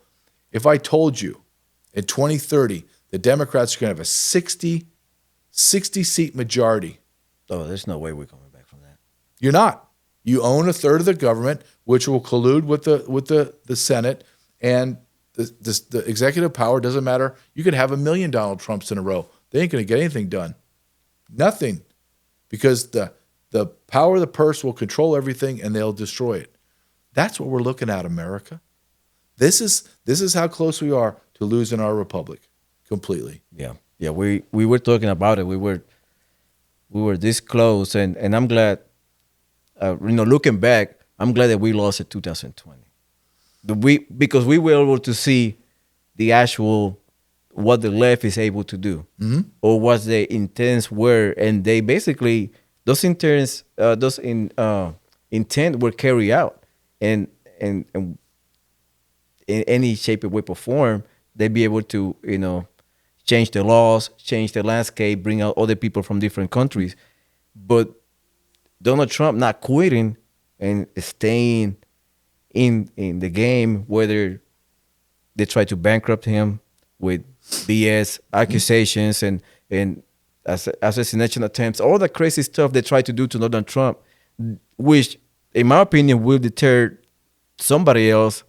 Yeah. With the same internal fortitude or cojones, somebody else will quit at the first attempt. They'd be like, F this, I'm not running for president no more. You know what I mean? But Donald Trump stayed true and stay strong through the process and became the 47 president. I'm glad that we did that he did it. Because if not, we would have been done. I mean, 4 more years of Kamala Harris, it was over. It will be over by 2028. In my opinion, 2028 will be what you mentioned. So the 60 seats, they will flip because they were not 50 million. It would be probably 100 million people. 1/3 of the population will be replaced. Yes. 1/3. That is insane. What do you think? I have a strong opinion and belief that this is ordained, meaning God made this happen, and then God saved him from being murdered, from his assassination, because God heard our prayers. Because I think now we are in a absolute spiritual, moral cesspool. And I believe God has given us a reprieve, but he's watching his clock. And he's not real happy right now about how we're not doing enough. Do you agree with that, or you think I'm off? I think you're right. I see it like a stern parent look at you in the eye and kind of give you a second chance to redo what you did wrong and make it right. That's the way I see it now. that we have a stern parent give us a second chance to basically backtrack what we did and make it right. We have a lot to backtrack. I know we do. Think about how far our nation. Whenever we have this discussion about how far our nation has gone, I say I can capture that in one moment to tell you how insane of a world we live in. And that was in Donald Trump's inauguration address, where he makes the statement there's only two genders. Do you know how far we had to have fallen for a new president to have to make that statement that there are only two genders? If he would have said that 10 years ago, people would have said, what the hell is he talking about? Right. Of course there's two genders. The guy's an idiot. He had to say it out loud because that's how far our culture's gone. And you know who I blame? I blame everything, Julio, all of the problems in America at the feet of American men, all of it. Because we knelt to insane people that are mental patients, because we are afraid of losing our followers on Facebook, or our Twitter account was going to get, or somebody's going to call us a vile name at work, like I'm a bigot. Instead of saying, no, you're mentally ill. Men can't have babies. Boys should not, and men should not play in girls' sports. This is insanity. No, your transgender freaks are not going to read story time to my children. They're not going into my public libraries. They're not going into my public schools. No, they're not, but we didn't. And we went down that slippery slope, and now we're in the valley of absolute evil. I don't even parse words by saying, well, we're just going through a phase. No, we're in evil. Mm-hmm. We're at the point where parents are giving their children puberty blockers at 2 and 3 years old to try to change who they are. At 5, 6, 7, 10, 13, 15, they're ripping their genitals off them. They're creating monsters. What happens when your child grows out of that phase and then they can't have sex for the rest of their life? They cannot have sex. How do you think this is going to turn out, man? There's tens of thousands of these people, hundreds of thousands of them. Well, you see it now. You see these transgender jacks. The mom turned him into a girl since he was a little kid, ripping off his genitals, having infection, and gaining weight because the puberty blockers and all that stuff. I feel bad for him. Yes, because he's basically a product of his mom delusional mind transforming him into something that he's not. And the human body is perfect. The human body is perfect. Whatever you do to the human body, it will return back to your original form. And these people believe in that, taking puberty blockers, hormone treatment, whatever the case may be, it will make them what they are not to be. It is impossible. They will be fighting with that the entire life, and fighting with their emotional and mental health. It is a recipe for destruction, and basically parting away from God. It is what people are getting. When you depart yourself from God, you go into darkness, and basically it's like living. It's like you walking in the jungle with that in your side, holding your hand, knowing there is lions and beasts around you, but they will not touch you because you're with God. But once you depart, leave the hand of God, and you depart into that jungle, you will get eaten by those demons. And we have been devoured by Satan. That's the way I see it. No, I think that's a perfect analogy, because I feel it. I don't think if you have any spirituality, how do you not feel the evil? Like, it's all around us. They want to kill babies in the vaginal canal. That's crazy. Like, I don't know if you've been watching the new thing, is to have a social commentator in a middle, and they encircle them with liberals in chairs. Yeah, I saw Charlie Kirk. Charlie Kirk does it too. He did it once and went viral. It was pretty good. It's a great idea. I think it was a Jubilee, something like that. Yeah, they put like 25, 26 people around him in chairs. And they take time, so like 2 minutes, whatever, to Yeah, debate. to debate them, and then you have to run and touch the chair for you to get the chance to talk. And one of them was on abortion. And my son, we watch these podcasts, so it's a way for us to talk and communicate without me giving them lectures, right? Allow someone else. But I told, it happened. They rushed the chair, knocking each other over, knocking the chair over, getting upset. And I told my son, "Can you pause that?" I said, "Look at how rabid they are, son, in order to proclaim their belief to kill children. They're running as fast as they can and knocking over people to have the opportunity to say that they should have the right to kill a child." That's the world we live in. And we live in evil. And I don't even know, even if you're an atheist or agnostic, how do you not see the evil? How do you not? And it's everything Satan wants to own and do. He's doing it. He's convinced mothers to kill their babies as they're coming out of the birth canal. He's convinced millions of women to kill their children. He's convinced millions of men, fathers, to either agree with it or when they have a child, walk away and not give any crap about their children. Satan has convinced pastors, priests, and rabbis to allow the LGBTQ flag to fly inside God's house. Satan is winning. We know he loses at the end, but right now he's winning. He's winning, dude.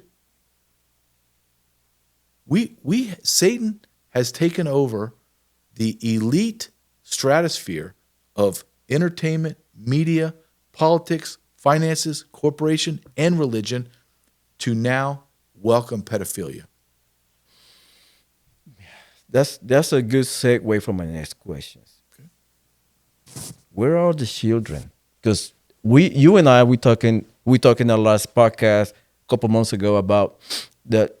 Back then, the number was there were 300,000 back then, but nowadays it's upwards the 500,000 or even more unaccompanied children that came through the border and they basically disappeared from the U.S. custody. Once they came through the gate, they were released. Basically, like we talked about, delivered like a DoorDash. They have an address. They were dropped. We never heard from them again. Where, in your take, where are the children? Are they gone for real? Are they gone forever? Are we found any? Okay, let's know what the real number is, though. Okay, so at the end of Joe Biden's term, he did arrest and released over 550,000 UACs. Those are babies to 17 years old. Let's put it in the context of Trump's last year. Trump's last year was about 25,000. Still a lot, but he was dealing with all of the caravans and Obama's policies. Under President Trump, there was strict regulations, sponsor background checks, follow-up DNA testing between the sponsor and the child. Joe Biden removed all of those. All of them.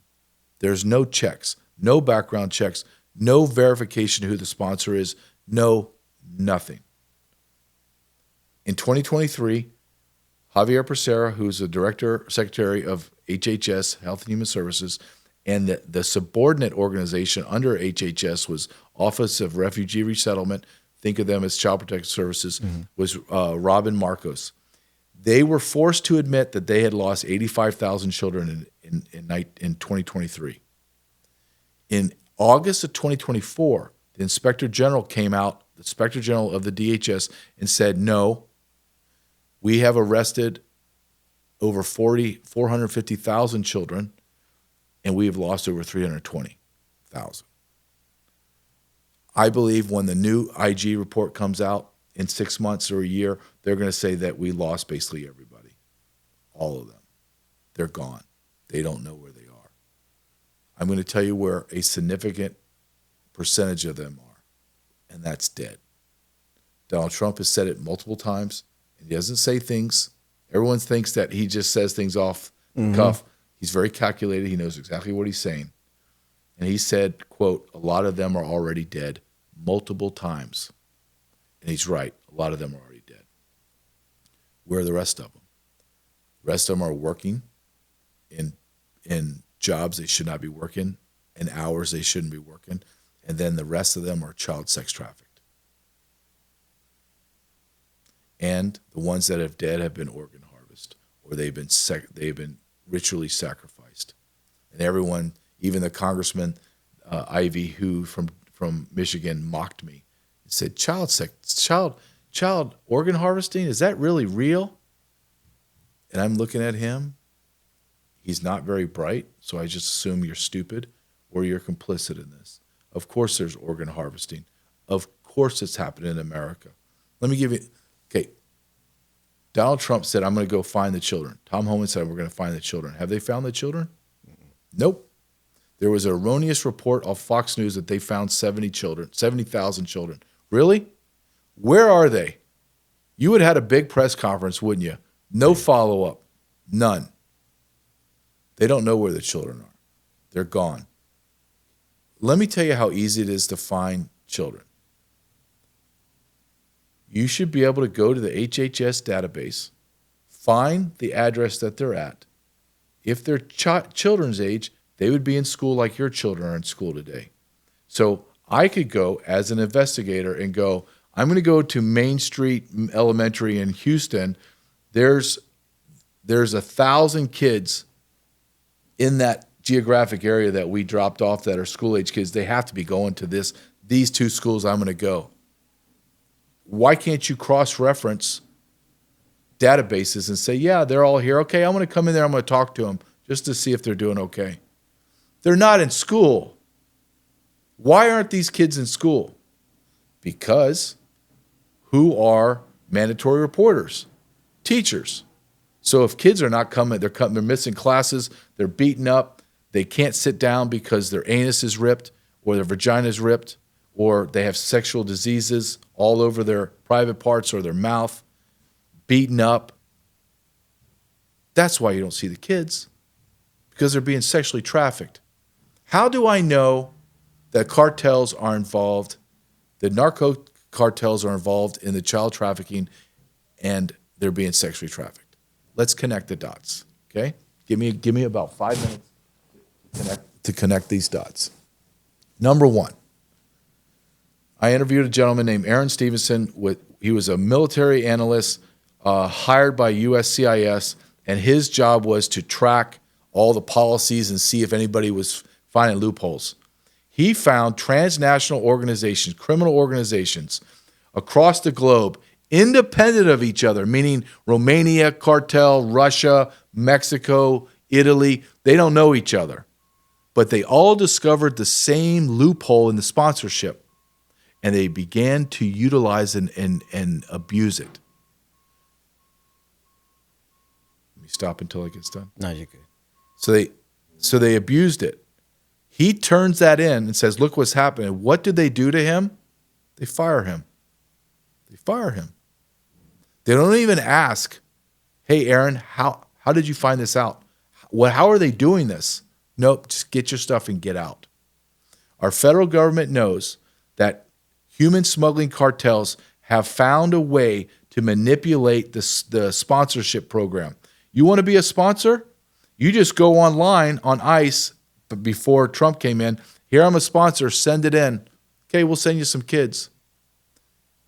Then what did the cartels do? Let me go back. This is important. Narcotic cartels never dabbled in human trafficking. That was the human smuggling side. Why? Because it's dirty, there's spoilage, you lose people, it's hard to conceal them, on and on and on. So the narco smugglers never saw the money was not the risk, the reward was not as great as the risk of dealing with people and dealing with all that crap. So a whole nother subset of cartels dealt with them.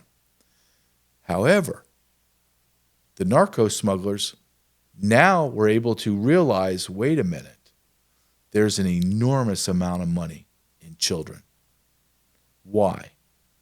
Because the federal government removed all the transportation cost and all the risk of smuggling. How did they do that?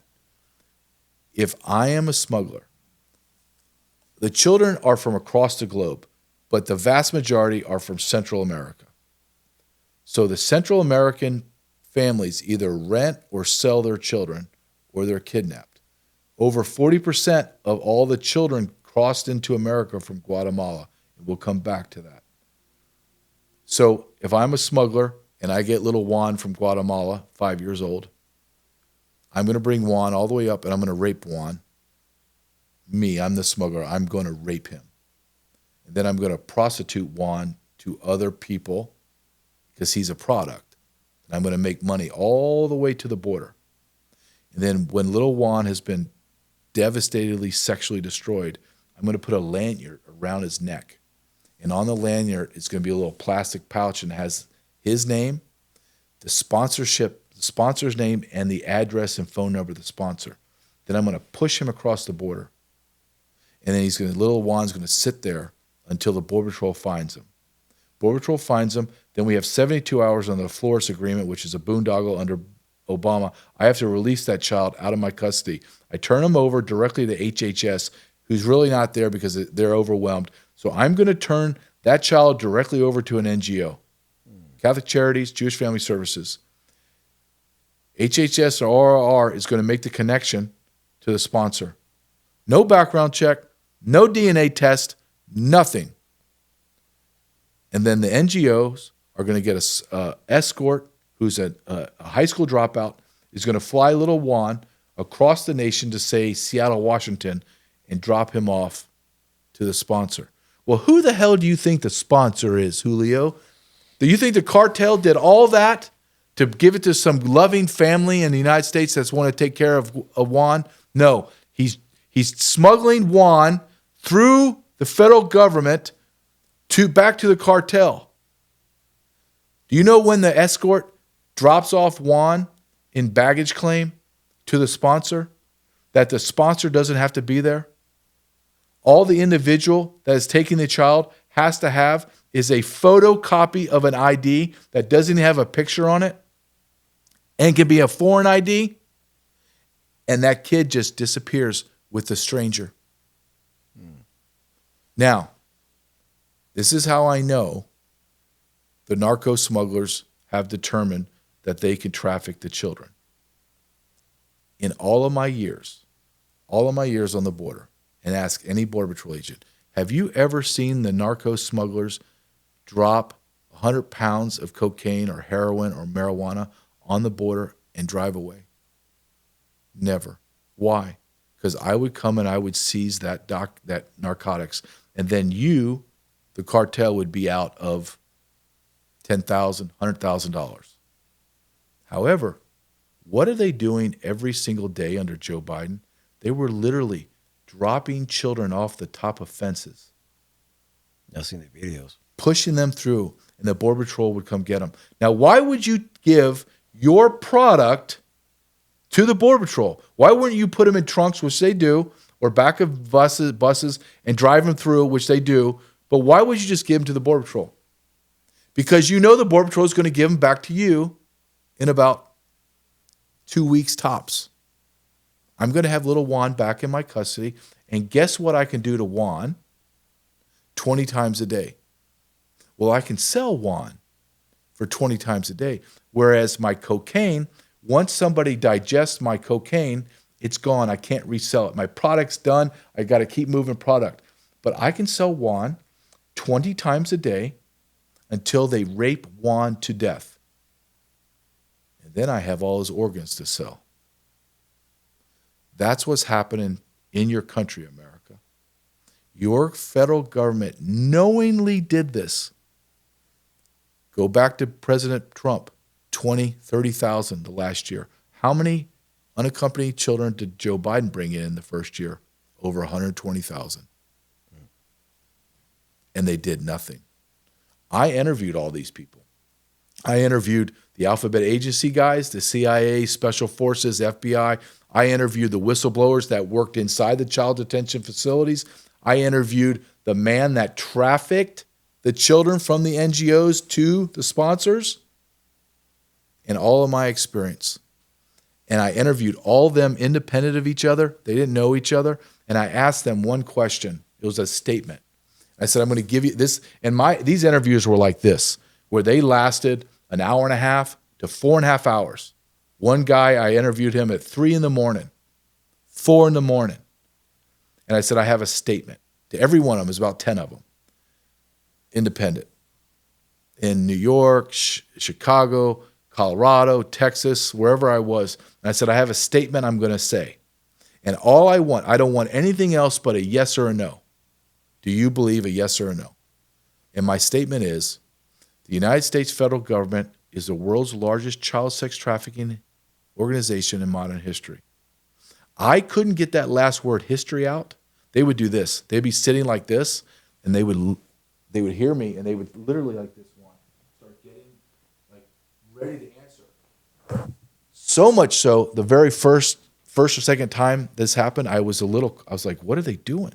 Like, they look like they're ready to pounce on me. And as I get history, they would yell, yes, yes, yes.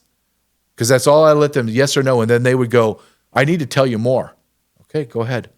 Yes, the federal government knows they're doing this and they're trafficking children. That is 100% factually true. I'm not talking about people that you would look at and go, man. I'm talking about people that are credentialed, that are highly, highly intelligent, that have impeccable historical background in their professions, are telling me your government is trafficking children. They know it. Then my follow-up to the alphabet agency people were, I'm being told that senators, congressmen, and presidents are pedophiles. And they didn't hesitate. Like when you make a statement like that, or you offer a question like that, you and I, we're going to pause. Like we're going to go, that's a big, okay, let me make sure yes, yep, that's true. And I'm like, okay, I even said this, and it's in my documentary. Okay, hold on a second.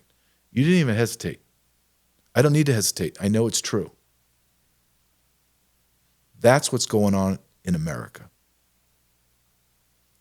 Julio, you and I are talking about 550,000 unaccompanied alien children that are probably around 1 million because we're arresting hundreds of smuggling events during Joe Biden's time where they're putting them in trunks, buses, vans. You're only catching a pittance of that. So you have a whole segment, another avenue of kids not being just arrested, but just being gone. So about 1 million. We're talking about that.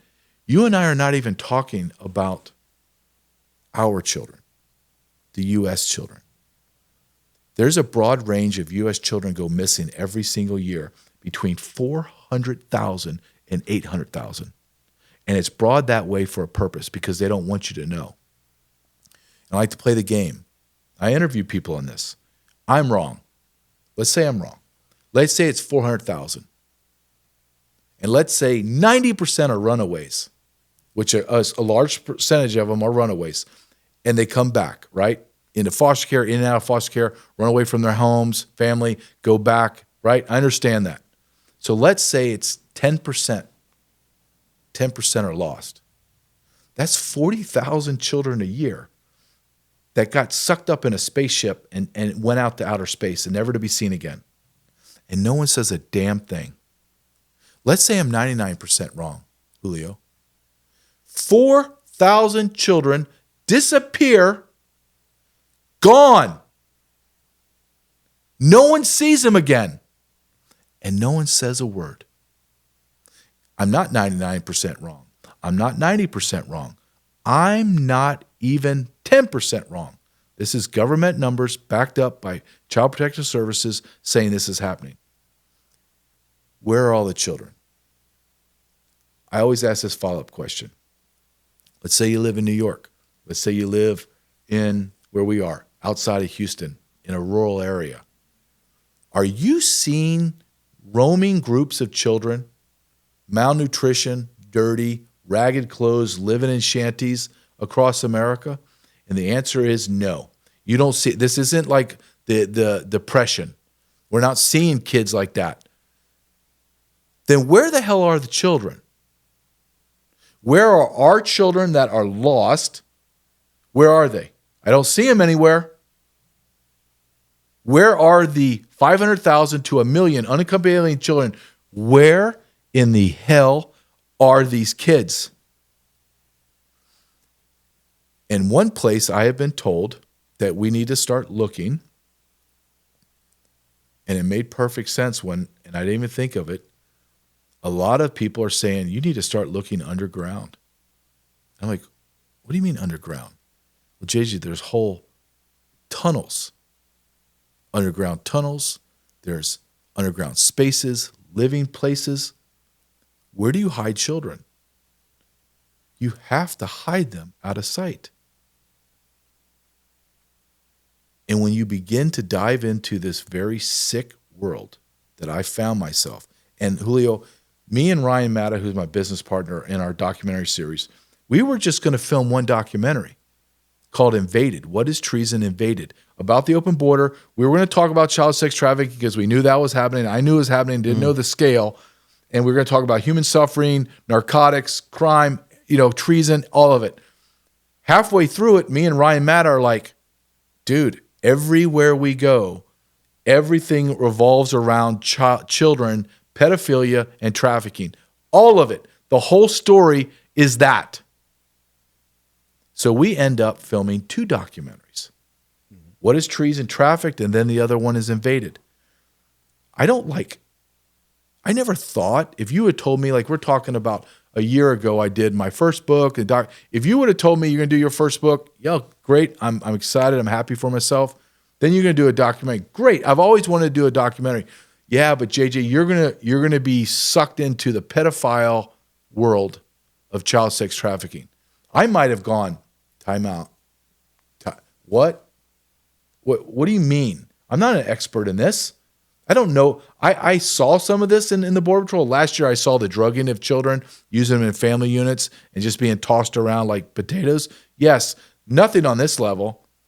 Nope, that's what you're going to do. So I get a quasi-expert. I don't know everything on this, but I know enough, and I can connect all the dots. I don't want to talk about this. When I did this documentary, I was doing easily 8 hours a day interviews with 5, 6, 10 different interviewers want to talk. We would talk about child sex trafficking. My wife wrote you something. Oh, you're the greatest. Thank you very much. Thank you, ma'am. Look at that. You got a great studio and you have room service and everything. That's amazing. Yeah, that is amazing. But just to finish my point, I don't like doing this. You got kids. I have a young son. I would come home from this filming and seeing this and talking to people, and I'd be like, I don't want to think about this ever again. But it's so profound in our culture, and I don't think anybody knows about it, or they don't want to know about it. I give speeches on this to like Lincoln Day dinners and stuff. People are squirming. And I tell them beforehand, I'm going to tell you things that are uncomfortable. But you being uncomfortable pales to what these children are going through. And I said this in my testimony, and I say it right now to you. Right now, you and I are speaking. Thousands of children are being raped right now. Right now. And nobody's coming for them. Nobody. Especially, I want to say this for all of American children and illegal alien children, just to make that there's no difference to me in children, but just for subgroups. They don't exist. They're ghost. The American children are less of a ghost because they have social security number, they have names, date of birth, somebody Looking for them. looking for them. Mm-hmm. No one's looking for these kids. That's why they can be trafficked, Julio, because there's no trail. They've never been in school. Their names are the names the smugglers gave them. The sponsors own everything. They don't speak English. Thank you very much. So, no, you're great. Thank you very much. Sí, vente por acá.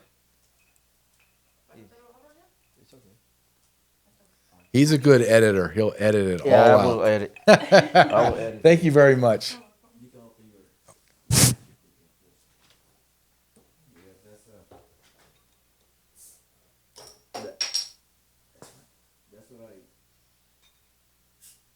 That's a point that I want to bring. Because honestly speaking, I'm getting sucked into that word too. Are you? Okay, let's talk about. I want to talk about that. And see. It's just like, Okay, so you're. I will tell you what I will do, but coming back to your point, but you're right. Nobody is looking for those kids. It is like how do I say it in items? Let's say I bring a weapon from other country. Let's say I bring a handgun. Let's say I bring a handgun from Afghanistan. Smuggle it in. Nobody know what I have that handgun. The serial number is not existent. I can do whatever I want, and nobody cares because nobody's looking for that weapon. You know what I mean? And It doesn't exist. it doesn't exist. Period. So I got sucked into that world once I talked to you and I talked to other military guys, and I see the pain they're going through, talking about the stuff they have seen in war, and hearing your experience and other people talking about missing children and all that stuff. It is hard because when you put yourself or you try to put yourself in the shoes of a minor, of a kid, being walking across the desert, you have no parents, and I look into my daughter and I'm like, why or how in the world somebody will mistreat a children like that? I've used them as a rag doll and just They're a product. a product. And I look into my daughter and I see the way she looking at me. I'm like, I would never do that to my daughter. Why other people do that to children? And those people, in my opinion, they need to be terminated. Hmm? There's no rehabilitating. There's not. Those are sick human beings. And I'm tired of seeing kids not being found. Everybody talks about them and be like, oh yeah, we're gonna find them, but Why is this not a national emergency? they should be. Should be if I was Donald Trump, I would have a child czar, and I would say unlimited budget, but I want results and I want them yesterday. Figure this out. If I was in charge of that, I already know the people I would call. I would, and we would go balls to the wall, and I would have U.S. attorneys assigned to me, district attorneys assigned to me. That everyone that we rescued, those people would be put to death. I would go as hardcore as I could prosecuting them, because I think before we go on anymore on child sex trafficking, we need to talk about what it looks like, sounds like, and smells like. Okay, because that was one of my questions to these people. Tell me, walk me through this. I've never gone and rescued kids. I said, walk me through it. One guy that is a CIA Special Forces that runs a child rescue service starts to cry. Like, I could see it. Everyone I interviewed about this, they were so professional, very calm demeanor. And then every time in the interview, I would sit there and I'd go, okay, here we go. Because I would ask them a question, and then you could see them recounting it in their brain, and they're reliving it like in real time, and they can't handle it. And they just start breaking down. Grown men. Guy's a war fighter, killer. Like, I know he has kills, but he can't handle it. I said, what does it look like? He says, well, the bad side of it, like the more street side of it, is the child is just in a basement, tied to a mattress or a dirty floor. And then the guy that owns the child will just rape him. So he says you have to stop thinking of this as you're making love and start think of this as a brutal sexual destruction of a body. He says you have to understand you got to look at the anatomy of a grown man penetrating a young 3-year-old girl in her vagina or her anus, or a boy in his mouth or his anus. It destroys them. And then they have STDs. So imagine your anus is ripped. You're not going to the doctor. You can't go to the doctor. How are you going to explain that your 5-year-old sponsored kid has a ripped anus, or your 2-year-old little girl has a ripped vagina? How are you going to articulate that to the doctor? You're not. Police are going to come and arrest you. So what do? In order to keep raping you, in order for the clients that you sell chances to rape them, well, you pop them full of drugs because you're tired of hearing them whine and cry. But you're beating them at the same time. You're breaking their arms and breaking their legs. You're breaking their jaws, because it's not about lovemaking. It's about power and abuse. Because that's what it looks like, JJ. That's what it feels like when you go get them. Then he said, if you go to the higher end, he goes, all of them end the same way. They all end up brutalized. He talked to me just like a CIA guy would talk to me. He goes, for example, if this was to happen, like, let's say that I go to a local airstrip. And on that airstrip, I go to a hangar. And in the hangar is a video recorder, live streaming. And then I have a box or a table. And I have all my children, 20 of them, strip them naked. Then I walk them up on the stage, and then we get in a bidding war across the globe. And then the winner from Sri Lanka, Germany, or wherever gets this 10-year-old girl. Then we put her clothes on, then we get in a private jet, and she flies to that area. And that person owns them. And these people were telling me, these people that are in the business of hunting these children down, said, stop thinking of it as a one-way street into America. You don't build Interstate 5 going up and down the coastline one way. It's up and down. So we're taking our children and shipping them overseas, and we're importing.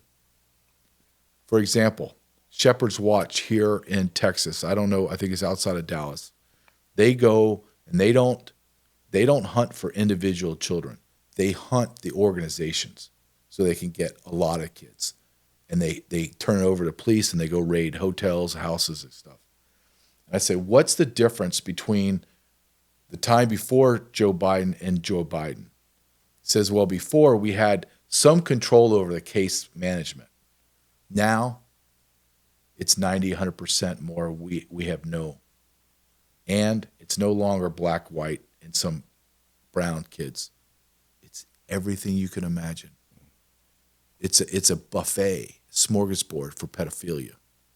Now, instead of just going to the ice cream store and I want chocolate or vanilla, now I'm at Stone Cone. I can get anything I want. I can get any mixture I want. Any flavor I want. I get it. Because the border's wide open. And they flooded the United States of America with hundreds of thousands of unaccompanied children. And that's the world that is inside of America right now. And here's something that,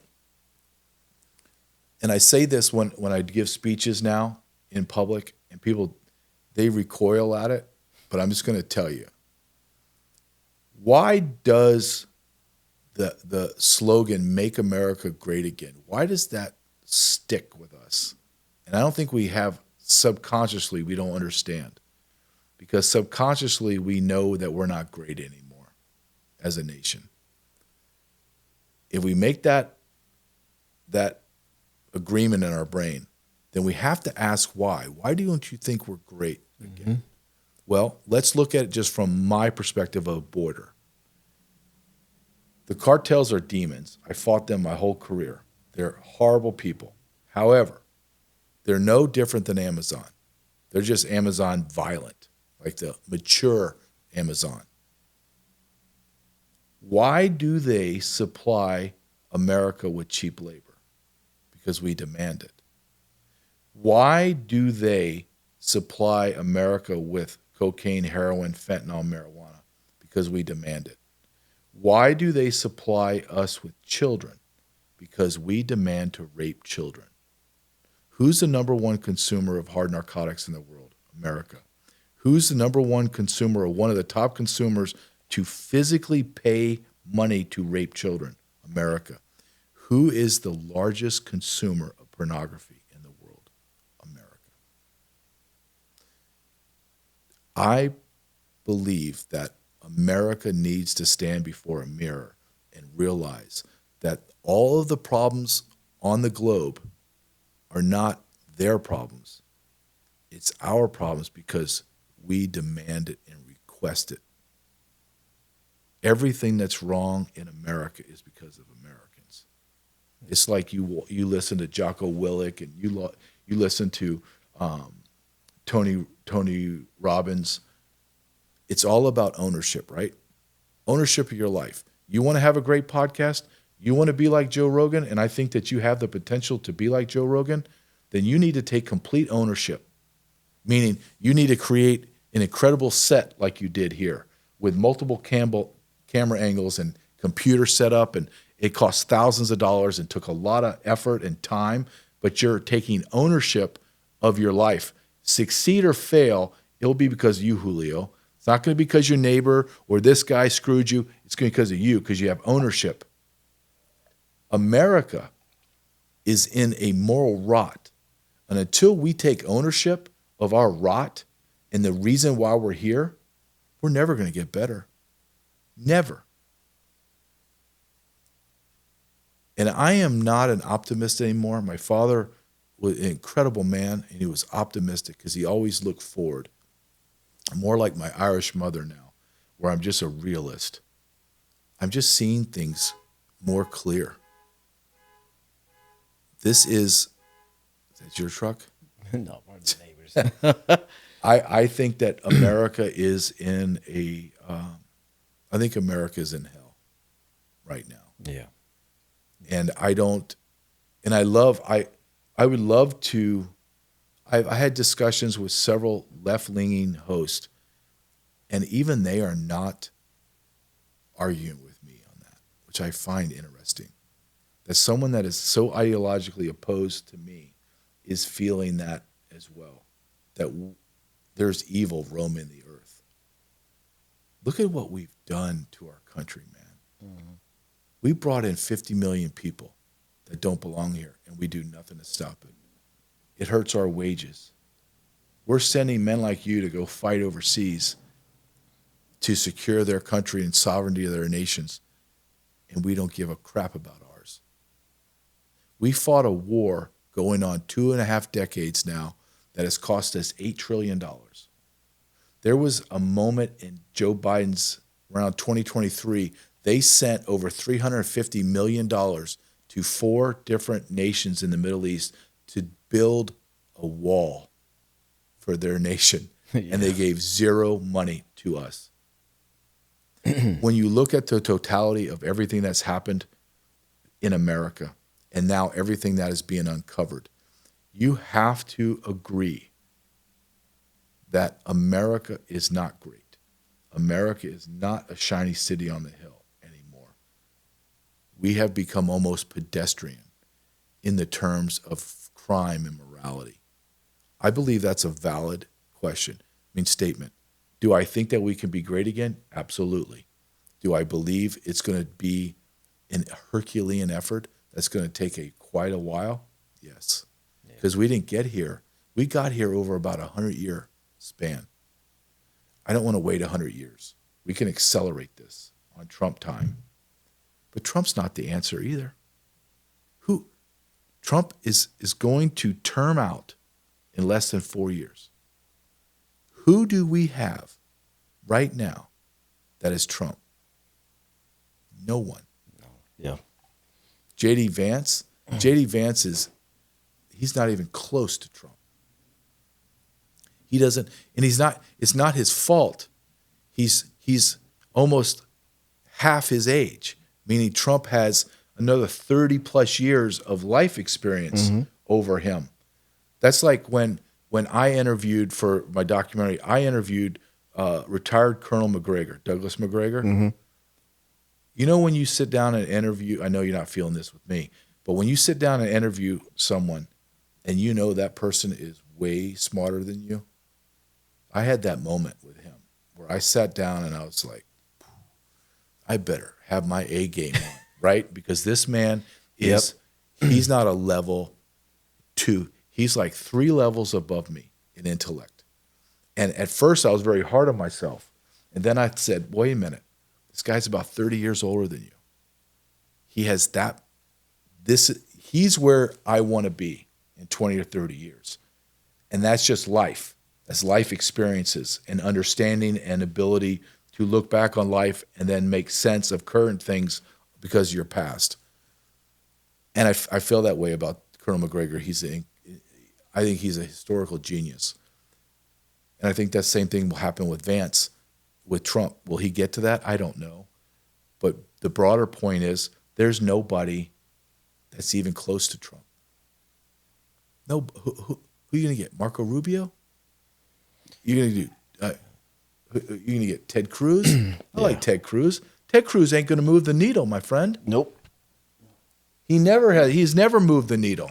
And that's one of my fears is just that it's not talking down on JD Vance or Rubio or Cruz, but they are subject to be bought and paid for because the conversation we had. They don't have the money Trump has. Trump got that, I would say, I fuck you money. Yes. He does. You know what I mean? You could offer, if I offer him $2,000, he'd be like, let me have it because I'm a capitalist. I would take your money and laugh about it. Yeah. You know what I mean? And But what are you going to bribe him with? You going to bribe him with $1 billion? Nope. He's like, I already have like 8 of them. And I'm making millions of dollars. He got his own hour. plane. I mean, he got his own. Can you imagine how much it costs just to maintain his plane? I was checking just a Gulfstream, and it was millions of dollars a year. Yeah. And that's like 1/3 of the size of that plane. I mean, he paint that plane every year, new paint on it every year. It's tens of millions of dollars. Tens of millions. I mean, but he's making tens of millions of dollars a month in interest, hundreds of millions of dollars. Think about this. Think of all of his properties across the globe. So let's say he owns, I don't even know the number, let's say 50 hotels, which I don't know if it's more or less, whatever. There are thousands of people every minute that are purchasing water bottles, swiping their credit card to get their room, dinner, golfing, flying, whatever. And that money by the tens of thousands are just pouring in every minute, every second. He's sleeping and making money. He probably has a cash flow of billions of dollars, like little cash flow of in and out, paying for employees, electricity, but it's billions. How are you going to, what are you going to do? Offer him more power? You already have all. That's like Satan. I'm not equating him to Jesus, but that's like Satan during Lent right now, going to Jesus and going, I'll give you all this. I'll give you all this. And Jesus is like, I have all this and more. You can't tempt me. I have everything. Same thing with a mortal tempting another mortal. I'm going to give you this. What do you mean you're going to give me this? I own all that.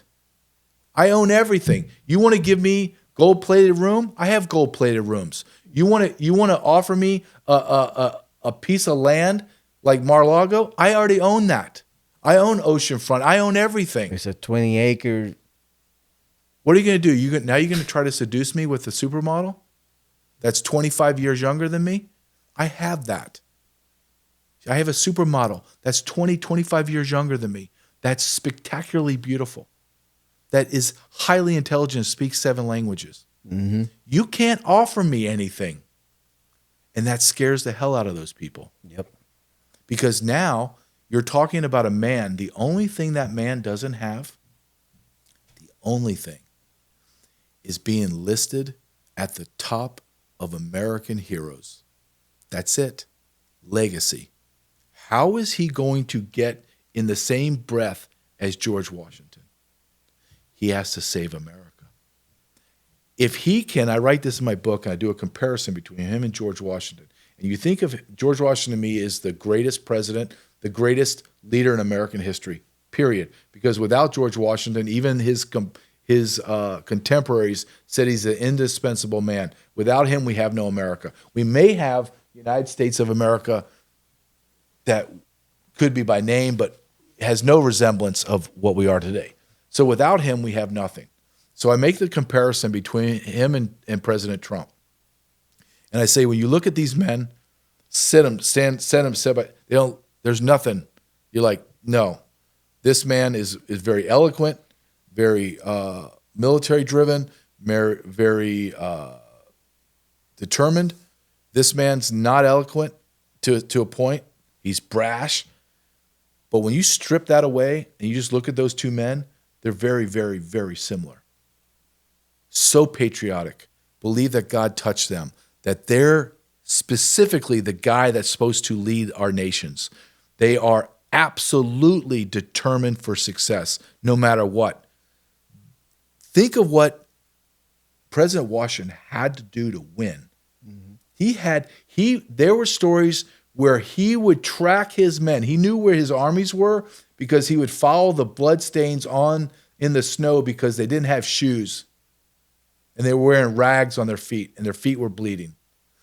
Look at what Donald Trump has to do. He has got to take a nation that was literally 6 weeks ago on the brink of collapsing. Everyone knows it. Even the left will say, if Kamala Harris would have won, it would have been disaster. Those two men are so similar. But I would argue, and I've read books on George Washington, I would argue that George Washington, and he repeatedly said, I don't want to do this.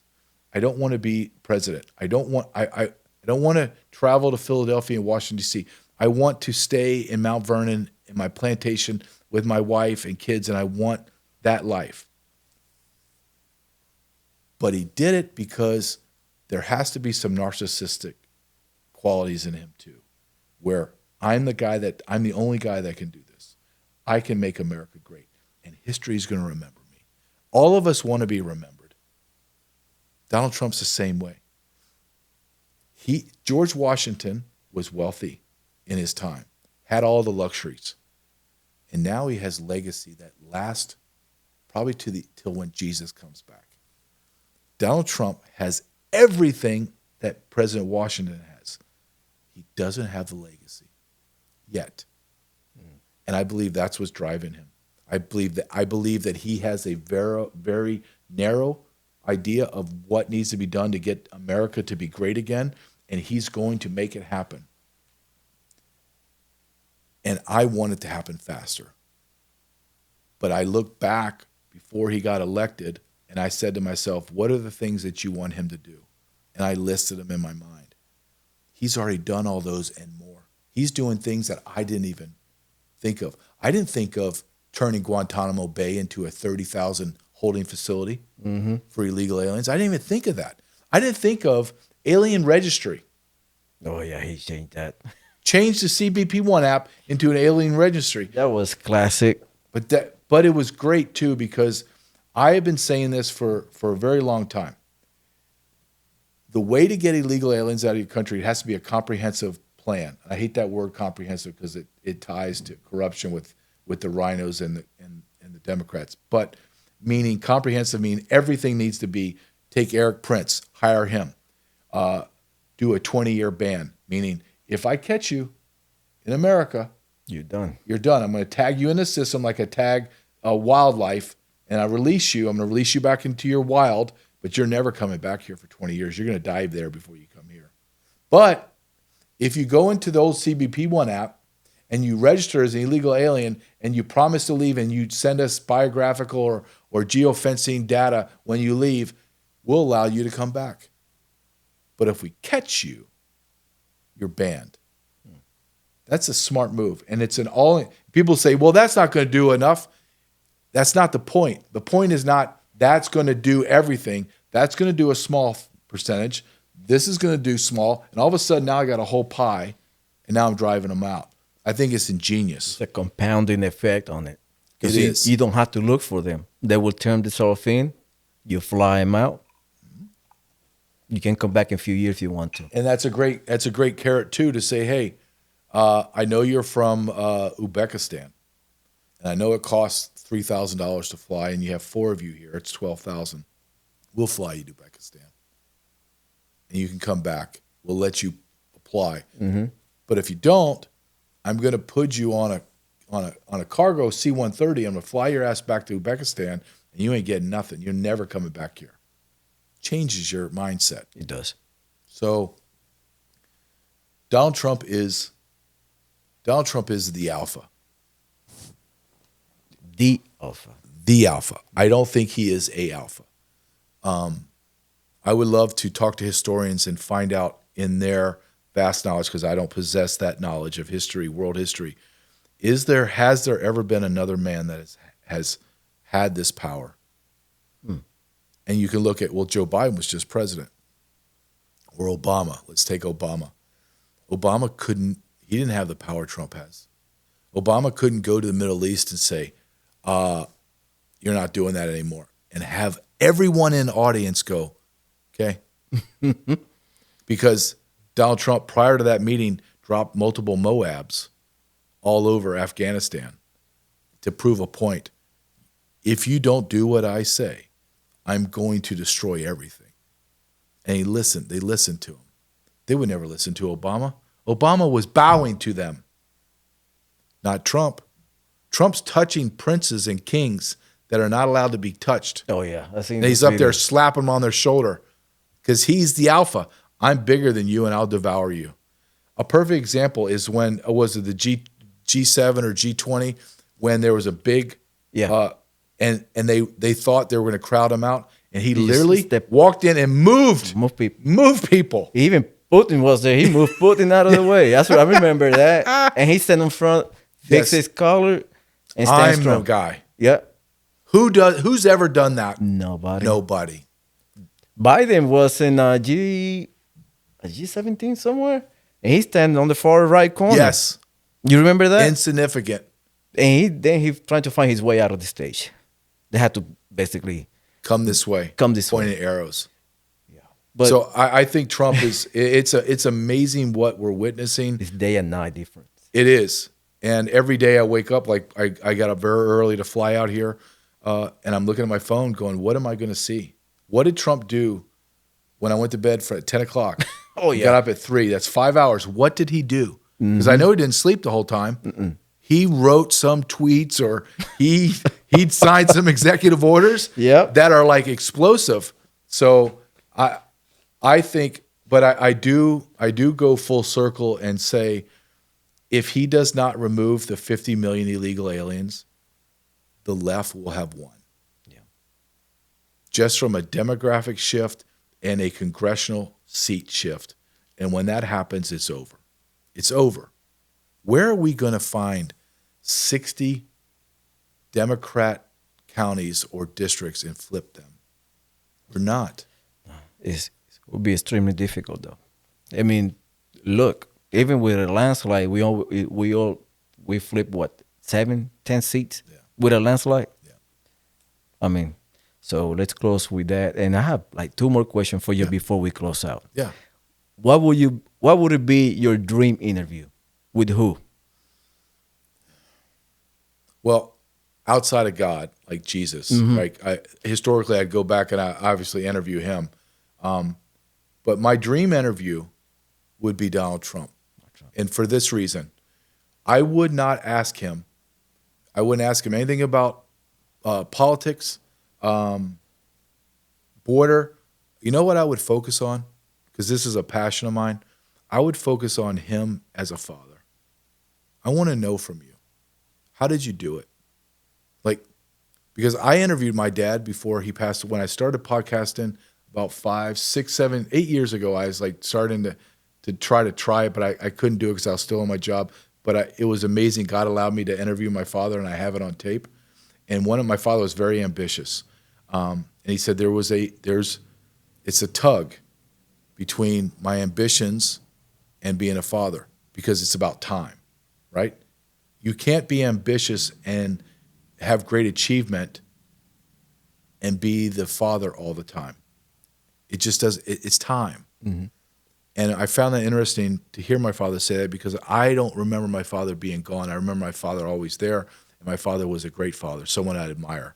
So I'd want to ask Donald Trump, how did you raise these children to be, and they're all incredibly successful. No one's on drugs. No one's going to drug rehab. Nobody is getting their teeth missing and sex tapes. They're all highly successful from very different women too. And I would want to ask him about, I just want to know, how did you find that dynamic? And then I would ask him, walk me through being extremely wealthy, losing everything. Did you have any fear? I know you're braggadocious. I know that you have this steel and everyone thinks that you're invincible. There had to have been a time in your life where you thought, or maybe I'm wrong, I'm losing. I could lose it all. Did you have that? I would like to ask him, are you really that Teflon Don? Or did you have those moments? That would be a good question. You know, and then my third and final question I'd want to ask him, because I think this is very important historically, is you look at the founding fathers and they signed their death warrant when they signed the Declaration of Independence. They didn't make that determination in their brain, that resolute declaration, the day they signed. They had to make it months, years down in the timeline. Where did they make that in their mind, that resolute decision? I'm all in. I want to ask Donald Trump, from the moment the election was stolen to the day you became president, where in that timeline did you make an absolute certain resolution in your brain that I'm running for president, and when I do it, I'm going to go balls out and I'm going to crush it? Where was that? And what prompted you to make that hard decision in your brain that, okay, I'm got blinders on, I'm going straight ahead? And that's what I would focus on. I wouldn't even talk really about politics. I'm more interested in the man and how he's wired. And I don't think people have asked him those questions. Nah. Actually, most likely they ask about politics, policies, but rarely I've seen people ask him about personal. And I would ask him about divorce. How did you handle it? Yeah. Because there's millions of divorced men out here that are watching you. What did you feel? Mm-hmm. Did you feel failure? Did you feel disgust? Did you feel less about yourself? Did you think this had impact on your family and being a father? I mean, I would spend hours just talking to him about that. Yeah. Who would be yours? Man, mine, I got two persons that I would like to interview. It would be Joe Rogan. It would be one. Really? Yeah. Why Joe Rogan? It seems like, I don't know, he pretty much, I like the stuff that he do. I don't like too much MMA. I'm not a big on MMA, but I like the outdoors. I like the outdoors. If I would have a chance to talk to him, it would be in a hunting trip. Oh, take it like camera crew with you and just hunting trip. Yeah, just talk shit. But why would you choose him? Why? Is it his success? Nah, he seems like a regular guy. He seems like a guy that you probably bump into him in the gas station and just talk shit for about 5-10 minutes, and then you're like, all right, see you later, and then you probably never see him again. Right. But you can start conversation with people. I don't know if it happened to you or not, that you bump into people, just have a back and forward conversation for about 2-3 minutes, and you'd be like, you kind of gauge what kind of person he is, and you'd be like, He seemed like a regular dude. Yeah. Seems like a nice person. Then you walk away. You probably never seen him again. And my second one would be, it would be Donald Trump. It would be Why? Donald Trump. Probably, I want to ask him how he do it, how he be able to maintain that high tempo of work from probably decades. I mean, he don't sleep. How he manage his schedule? Like he probably manage his schedule to the minute. Not for me. I probably manage my schedule like 3 tasks, 4 tasks a day, and I'm done. I mean, he probably is like to the minute. Well, he has to. Like, I'm calling JJ at 12, and at 12:05 I would call Joe Rogan, and 12:07 I will call probably Joe Biden if he answers. You know what I mean? Yeah. Stuff like that. And I will ask him just how he managed to just be everywhere with a high energy. At 70, what, he's 77? 77, 79 or something like that. And He doesn't, when you look at him, man, he doesn't look. no, looks like he he's doesn't. 65. And he maybe? always with the same attitude, very polite, very down to earth. And I see him like a grandpa type of figure. Like, I just want to sit down. I mean, if he give me 5 minutes of his time, for me it would be like I'd be to the moon. Like if he sat down here, it'd be like I give you 15 minutes because that's all I got. That's all I got. Yeah. And I'd be like, how I'll be asking like, how do you do it? What is a secret sauce that keep you on your toes 100%, balls to the walls, and basically owning people left and right like he did in a speech? Because he were picking Democrats apart since the beginning. Do you think that he has, I would think, but I'd like to hear what you think. I think he has to not only time-wise, because he has 4 years, right? So every day is a day less. But as he's in his 70s, he's got to be thinking, maybe I have 10 years. Maybe. Yeah. Okay, let's just say that he's unique, which he is. He has 10 years. He can start calculating his breaths, right? That's how less of days he has left in life. So if you have 10 years, you have what, 3,650 days. Yeah. That's 360. He can have McDonald's 3,000 times. Coke, right? like Diet Coke. Yeah, he Diet loves Coke. Diet Coke. So you can start going backwards and going, I don't have a lot of time. And I bet you, if you asked him that, I would bet you that is what fuels him too. When he starts to feel like, oh, I just want to go to sleep, you got to think, well, I could sleep. I want to be asleep forever in about X amount of days. Let's go. I think when men get that mindset, they just go. But he does it over, 77 years? He just goes. I mean, remember on his on his tour across the country. Like one day he was in South Dakota and he talking there at noon. He's like, I gotta go. I gotta be in Florida by 6 p.m. today. And he finished his speech, say hi, kiss the baby on the forehead, jump on his plane, and 5:30 he was in Mar-a-Lago having dinner with dignitaries and talking about business and how can make America great again. And then that's after doing a rally in front of 30,000 people. You know what kind of energy that takes? I know.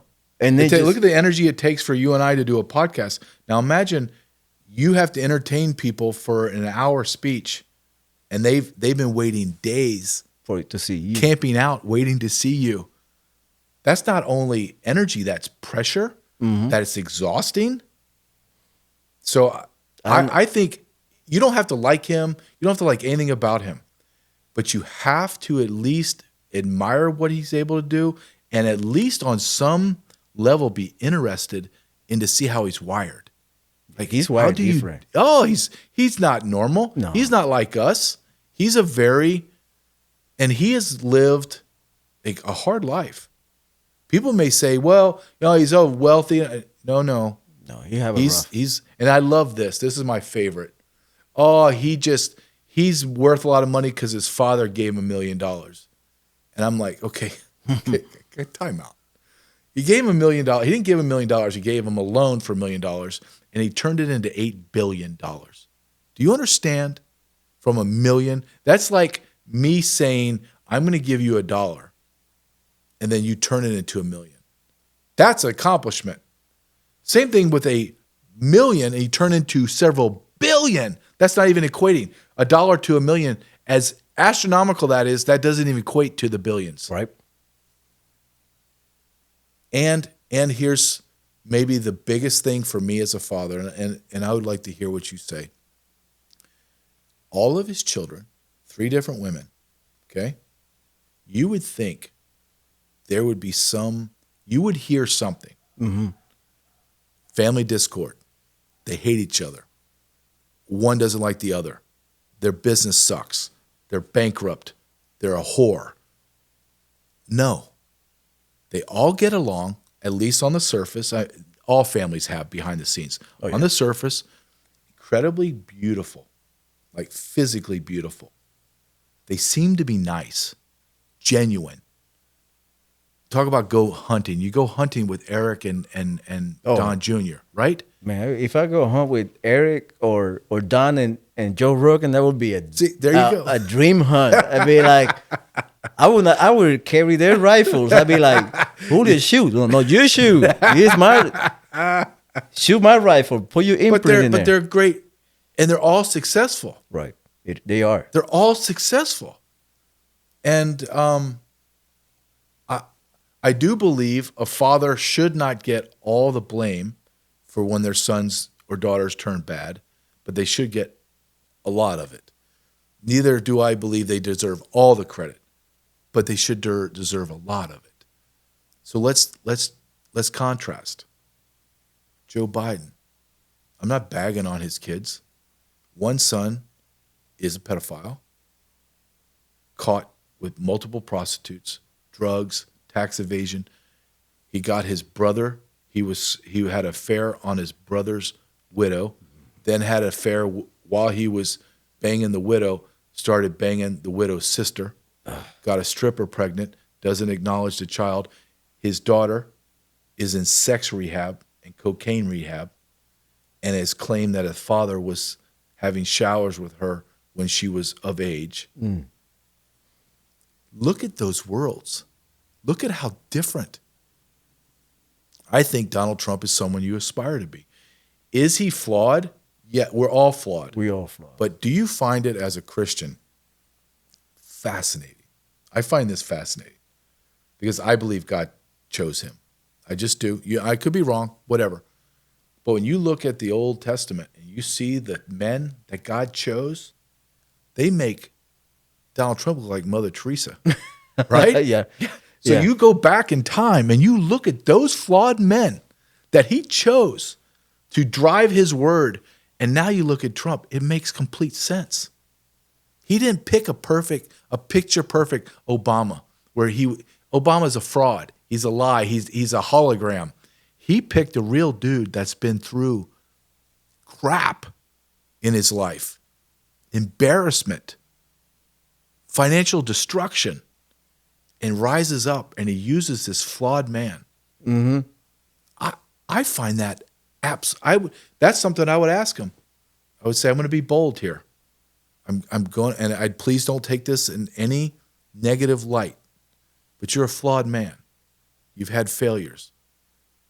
If this was an interview about me, then you would be saying, JD, you're flawed. You've made a lot of mistakes, and I would have to own them. Yes, I've failed, and I've failed miserably, but I also have some great successes. So don't take this as I'm bagging on you, sir, but you have.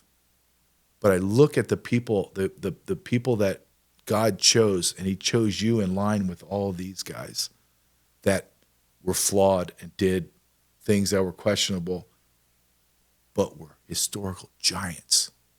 And you're a historical giant. Do you, Donald Trump, and this is going to be a very narcissistic question to ask, but do you see the lineage? Do you see the similarities at all? I would love to hear what he says. Maybe he gives me an absolute no. Maybe, yeah. Maybe. That would be a good answer to hear from him. You're right. You're right. I think he would be. I would like to see his face on Mount Rushmore. That would be epic. Well, it would make the left lose their mind. Oh yeah, see him over there every day on Oh. postcards and stuff like With that. his hair swooping out like that. Oh yeah, Everybody would go there and take pictures on his hair. it would be Mount Rushmore, one of the popular places to go to the United States. In the world. In the world. People just, have you ever been to Mount Rushmore? No, I used to live in Rapid City, and I could take 15-minute drive to it. Powerful. powerful. You have to go. I need to. That's one of my bucket lists. If you picked your family in a car, you could be there in 10 hours. No, not from here. I'm sorry. But if you went, I promise you that it's one of the most, and there's so much stuff to do with a family. You have do a 4-dayer. You'd have the best time. But you walk in, you can see Mount Rushmore from far away. But when you walk in, there's like granite columns, like marble columns lining, and you walk in and there it is. Oh, man. Beautiful. It's incredible. And there's a section, if you're looking at it to the right, perfect for Donald Trump's head. Perfect. You get a spot for him too. Yeah. I know. I'm looking forward to see him. Dude, it'd be great. All right. Hey, JJ, thank you for coming. I really appreciate it. And for those watching, please like and subscribe. I will link everything about the book, the documentaries down in the link below. JJ, thank you. And I hope we bump to each other again in the future. And hopefully I'll be in your studio one day. Yes, I pray that it's as nice as this. I'm proud. Thank you very much for having me. I enjoyed this discussion. Thank you. All right. Thank you. All right, guys. See you. Take care. And bye-bye.